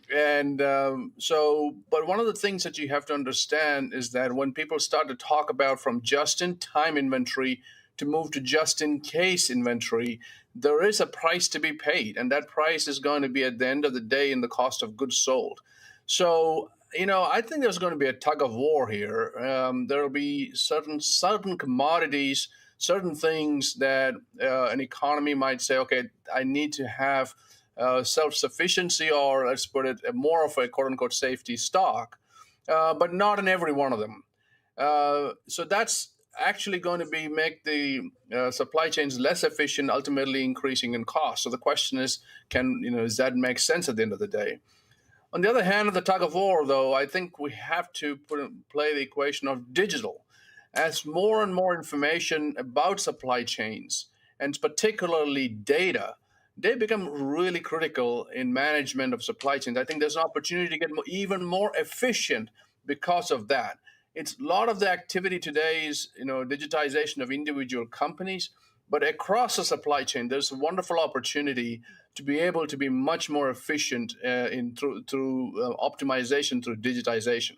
So I think there are, two factors at play. One is you'll see some pullback in the concepts of efficiency from just in time on certain commodities. On the other side, I think because the role of technology is going to drive it on the path forward. So we will see how it goes. I'm an optimist. I hope that at the end of the day, the trading systems and the WTO is reformed to a point where multilateral systems exist and the supply chain resiliency can be achieved to a degree of satisfaction without sacrificing too much of the efficiency. Thank you. Luis Alberto, I'd like to bring you in on that. Do we need to have essentially a new WTO round where we talk about supply chain resiliency, where basically is the goal to come up with some kind of a common list of critical materials where countries would agree? Because here's what I'm worried about. Maybe tell me if I'm wrong. You've never been worried about telling me I'm wrong before. If every country says, here's the 85 or 185 critical items that we can no longer be dependent upon foreign suppliers for, how do we avoid a situation where legitimate concerns about supply chain resiliency don't become, if you will, illegitimate excuse for countries to practice protectionism? How do we manage this? Well, this is a very good point, and thank you very much, Richard. And it's great to be with both Cecilia and Raj. And as Cecilia knows well, one of the single most important ways to accelerate trade is everything around trade facilitation. And these would add more to global trade than anything else. As Raj was saying, if you look back from 1986 to today, trade as a percent of GDP is close to 30%. That means that, in the last number of years, really starting with the financial crisis, you saw for the first time a dislocation between global growth and the growth of trade. But certainly, the one risk that you point to is that somehow through the back door, we go to some form of import substitution like we had in Latin America that essentially prevented Latin American countries, as an example, from growing as it did to other emerging markets. Today, the way you can explain much of the growth that's taken place in emerging markets to a large degree, especially Asia is the best example, was because trade represented a significant amount of their overall GDP. And this continues to be true. And I'm of the ones that, yes, the resiliency of global supply chains is going to be key. But the countries that are going to benefit from these are agreements across businesses, but those businesses are going to look at where do you have a more open trading regime. And I'll give you a contrast. Take the case of Brazil and Mexico. Mexico is a much more open economy. Trade as a percent of GDP is much larger as compared, say, to Brazil, the biggest economy in all of Latin America. And yet the overall trade as a percent of GDP is very low. So, yes, there will be more regional agreements, but those regional agreements always end up with all these negative lists that essentially prevent the advance of trade. So I think one of the key areas that we need to continuously focus on is everything around trade facilitation. Because as Raj will tell you from his business, these are the areas where at the end of the day, you block the success of any optimization or resilience of any value chain, as an example. Luis Alberto, I want to follow up on something, particularly given your background, both your national background in Colombia and also your 15 years at the bank. This question of how we generate or maintain support for trade. We're living in an age of not just COVID, but even before and what will be the future of innovation, of productivity increases. A lot of existing jobs are going to disappear. New jobs are obviously going to come into being, but they're going to require different skill sets.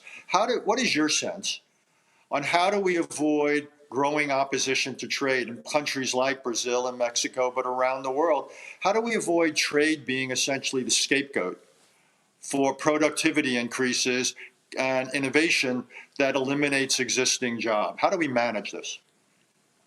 It's very interesting because clearly what the history shows us is that it was because of trade that you explained to a large degree the growth in the last 15 years in Latin America. That growth came really from more opening to trade than from being isolated. A lot of that, of course, had to do with a super cycle of commodities. Latin America is largely a commodity exporter. But notwithstanding, even as a region, consistently, when you look at polling of what people believe in terms of trade, people want to see more intra-regional trade. And yet, somehow, we have all these forces that prevent that from happening, from really on the trade facilitation or non-tariff barriers type of ideas. On the other hand, I think what is very damaging is what happens in developed countries when you start seeing all these protectionist forces that immediately only fuel those who feel that are threatened by trade because of their business. And let me just give you one example.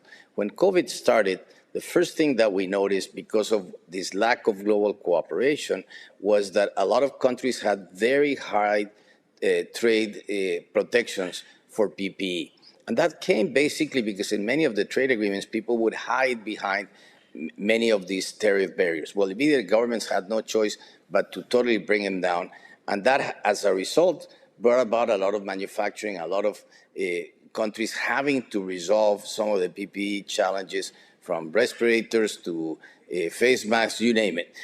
So this is a very interesting example of how we somehow forget areas of trade and trade facilitation that, in my view, are critical. Cecilia, can I complicate things even more?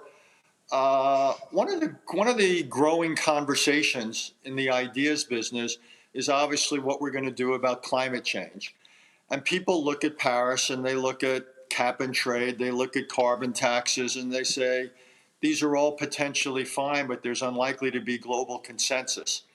So what is your view about the wisdom as well as the viability of using trade as a vehicle to promote climate ends? Historically, there's been things like labor conditions, but what would be wrong with, say, the TPP or some other group saying, if you want to export to us, you have to meet these standards in terms of, say, fuel use.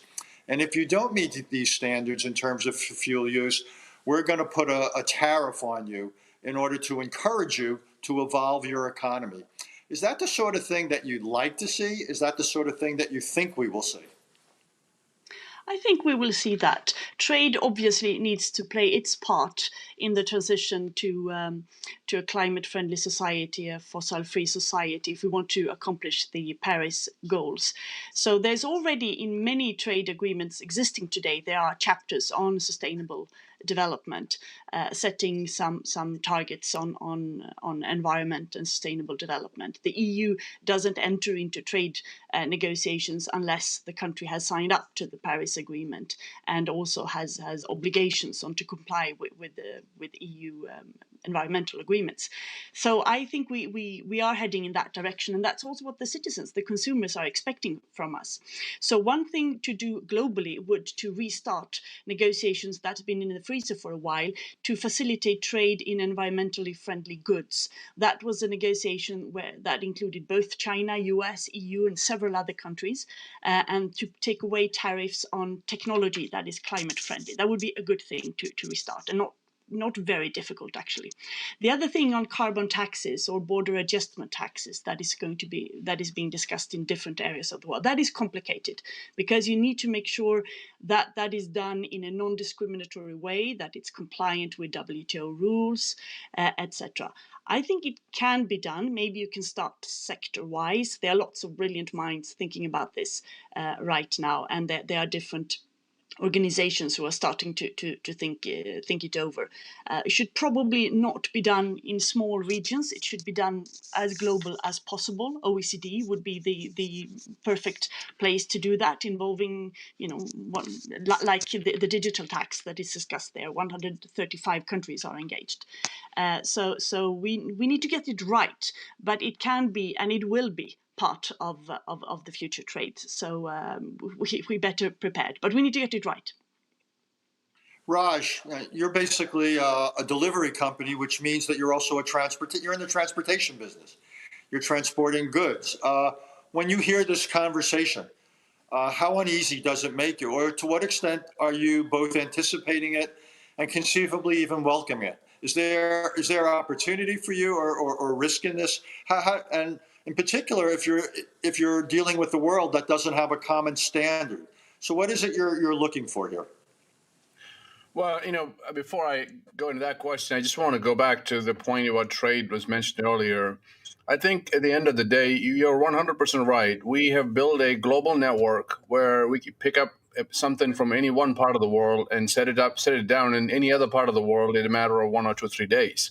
And there is significant benefit for the global economy for that power of connectivity. In fact, our core purpose is to really connect people and possibilities. And that's what this is about. So when we talk about trade, for example, we're talking about the government policies and, multilateralism and so on and so forth. And I do hope, like Louis said, that the TFA and the non-tariff barriers, at least, that there is a much easier way to deal with that. However, there is this aspect of just human beings. As human beings, people want to trade and travel. And, today's age, with technology that we have today, with a device like this, you can now connect your products and services to all around the world. And with a system like ours, you can actually get it there. So we do believe that our larger purpose of FedEx is really that connecting people and possibilities around the world and really take standards of living, take it upwards as we open up new markets for people. So it is in this context that you got to look at the conversational environment. Of course, we are very much in the game. We know what we have to do.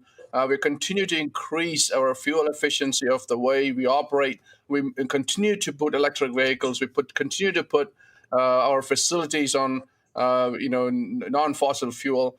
And I think those are all necessary conditions. In addition, we're going to be working very closely to actually, on the science, to some of the key institutions to change the game on actually solving the problem too. So 100% committed to that, and do it in a way that we achieve both goals of being environmentally friendly as well as connecting people and possibilities. Thank you. Luis, if Vice Chairman Ning had been with us, we would have talked about the whole question of technology, both competition as well as export controls. He's not with us, but I think we need to raise the issue in any case, which is this meeting is taking place in a context of growing friction between China and not just the United States, but many other countries over many issues, strategic issues, human rights issues, but obviously also trade and technology issues. I'd be curious hearing from you and then from Cecilia about your view about how we manage this. How do we manage to maintain, if you will, areas of trade that are clearly don't involve issues of technology transfer that could affect competitiveness or intelligence collection? How do we maintain those, and how do we basically introduce some filters on the other? What is your sense of how we go about this? Well, as you mentioned, Richard, the reality is that these whole tensions between China and the U.S. and this kind of unraveling that we have been discussing in the forum, as it was last year when we were all together in Beijing. The reality is that the way that then translates to regions of the world. Let me just speak to one that I know best, which is in Latin America. Countries like Brazil, like Argentina, Peru, and Chile, just to name a few, 30% of their trade today is with China. So, and that trade with China essentially helped those countries grow over the last decade and a half because of the boom in the commodities that we had in part of those years. Now, take that to the technology space, and there is a huge acceleration taking place because of COVID in terms of uses of technology. There's a set of challenges in the way that people can access. There is not enough access to bandwidth. People in the lower income parts of society have a heavy burden to pay. Sometimes the connectivity can represent anywhere from 10 to 15% of their income. But the reality is this: countries need to upscale their total technological capabilities. And the answer, therefore, is you must make a choice. And I believe, on the contrary, that we are not talking enough about some of the possibilities that you could do integrating more of these technology streams across, for instance, the Americas, or for that matter, in other parts of the emerging world. So I do believe that we need at least some basic agreements that would allow countries to work through this, because nobody wants to make a choice between dealing with one or the other. And I think this is a very difficult issue for countries where their trade is very important with the rest of the world. It was that diversification of trade with Asia that allowed many countries to grow. And so this, I think, is the million-dollar question that we need to resolve. And that's why, as Cecilia was mentioning, we need a stronger WTO where these things can be addressed and wherever challenged and resolved. Luis, let me ask you one other question while I've got you here, which is you've got a new Biden administration in 2 months. What is the potential for a new hemispheric trade agreement? What's the political potential? What actually would it accomplish? What ought to be the essence of one if you could build political support for it? What's on the agenda? Well, first of all, the region of the world with which you have the largest number of trade agreements, bilateral trade agreements, is in Latin America. You have, as we of course know, the USMCA, but equally you have one with Central America, you have one with Colombia, with Ecuador, with Peru, with Chile, and you were at least beginning a process to have a discussion with Brazil.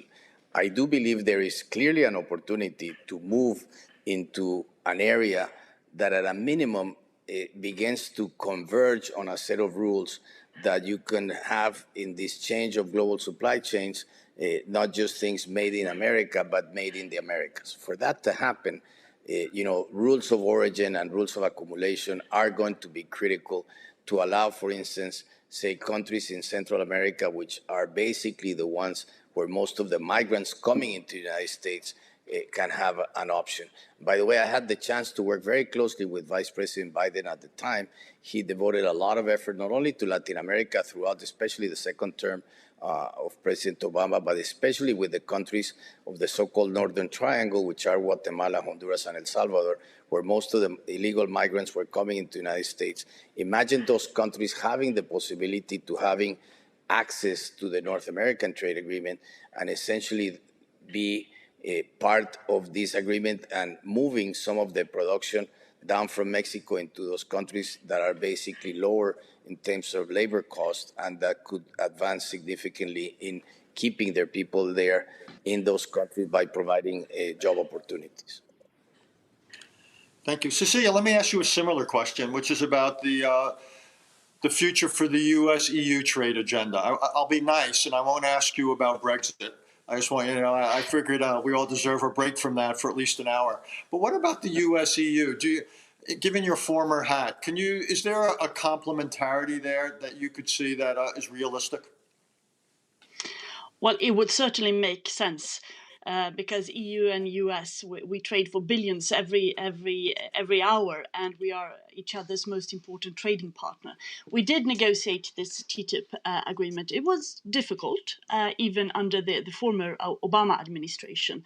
And I think we should not expect neither Europe, neither the Biden administration to rush to the negotiating table to take that out of the freezer. There has been a considerable lack of trust between the EU and the US in trading area the last year, so we need to rebuild that.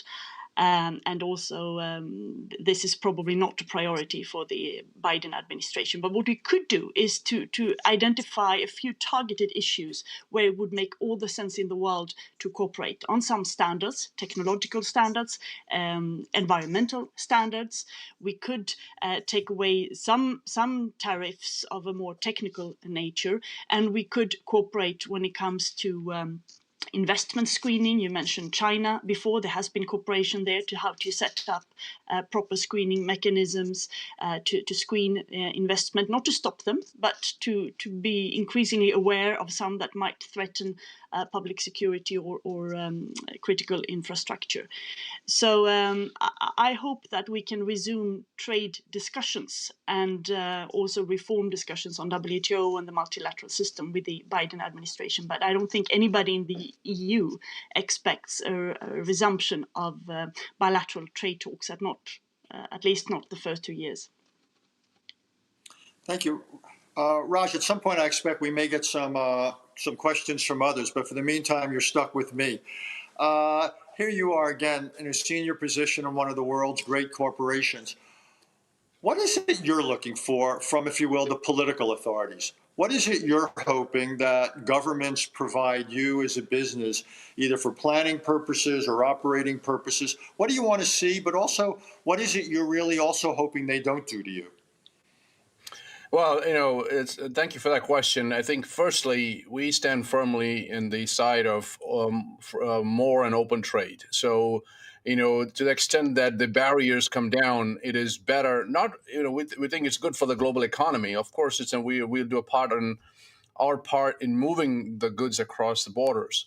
And the second part of the equation is, okay, whatever the tariffs are, the non-tariff barriers, if they are actually smoothed out across and commonalized across the world, or at least some of the major economies of the world, it'll help significantly to move the traffic. Third is the role of technology. We just talked about that to Louis earlier.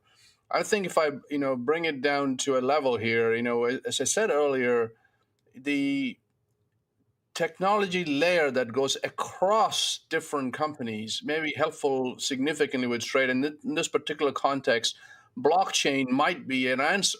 As we establish provenance all the way to the beginning of that supply chain, and there's a ledger that keeps up with where that came from, it'll help the governments as well as we keep track of that. And then lastly, I would say is, a lot of the emerging markets are looking to be a source of manufacturing, perhaps another point in the manufacturing ecosystem around the world. I think it's important that people keep in mind that manufacturing policy goes hand in hand with logistics policy. Just to give an example, in the US, logistics cost represents about 8 or 9% of the global GDP. If you take any emerging market, you would see that the logistic cost is roughly double that, and hence is significantly more inefficient. To the extent that the emerging economies focus in on logistics policy as part of their manufacturing push to establish both hard infrastructure and soft infrastructure, I think it'll pay off in a big way. Raj, you've got tens of thousands of employees, probably millions of customers around the world. The title of this session is deglobalization, reglobalization, and something I've never heard, slowballization. Tell us what you do in terms of your employees, your customers, the broader public. How is it, what is it you're doing in trying to create an environment that is supportive of what you've talked about today? You obviously want a world of open trade. You want a world of openness more broadly. You want a world of collective rulemaking rather than necessarily national rulemaking. What is it that you found is working in terms of almost the educational role that you're doing as a corporation, both in the United States, but really as a global corporation? Well, let me attack that problem in two different areas. One is, we have been vocal proponents of global trade and open trade at that from the very get-go, and we continue to do that even during the last few years when this conversation has been difficult. And I think, we have been supportive in any areas that have helped facilitate more trade. So it doesn't matter where in the world we are working with. At the end of the day, we are a global company, but we are also a very local company, and we work hand in hand directly with the government to help facilitate trade. We have suggested technological solutions to make sure that the crossing of the borders becomes as simple and seamless as possible. So that's on one end of the spectrum. At the other end of the spectrum is working with businesses, small and medium in particular, around different parts of the world, again, to connect them with the other parts of the world and open their market spaces up. We have countless examples of customers who have now, serving markets. When people start businesses, they start thinking normally where their geography is, whether it's a city or the state. But nowadays, a lot of the businesses start thinking immediately to say, how do I get my products global? And that's because of what I said earlier about the role of technology and role of physical networks, and we sit at the intersection of the two. So no, we play a big role. By the way, as the pandemic hit, the role that we played in distributing PPE was, I think, a showcase in that sense. More than almost 2 billion masks, just to give an example. I think the biggest airlift since the Berlin airlift in 1948 in terms of the number of healthcare-related material that we moved to different parts of the world. So I think that those are the concrete things we are doing that actually showcases globalization. That's great. I didn't know that. Luis, Alberto, you come from a part of the world where populism, shall we say, is a powerful political tradition. So here's this conversation here about globalization, including but not limited to trade. From your experience, what works? How do you create a public conversation, whether it's for companies like FedEx to thrive in or just for governments to pursue policies they want?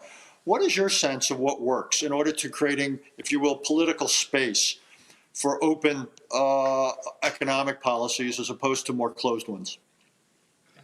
Look, this is clearly the reasons for populism in Latin America really go back to the fact that we've had so much inequality really and continue, unfortunately, to have the highest inequality in the world.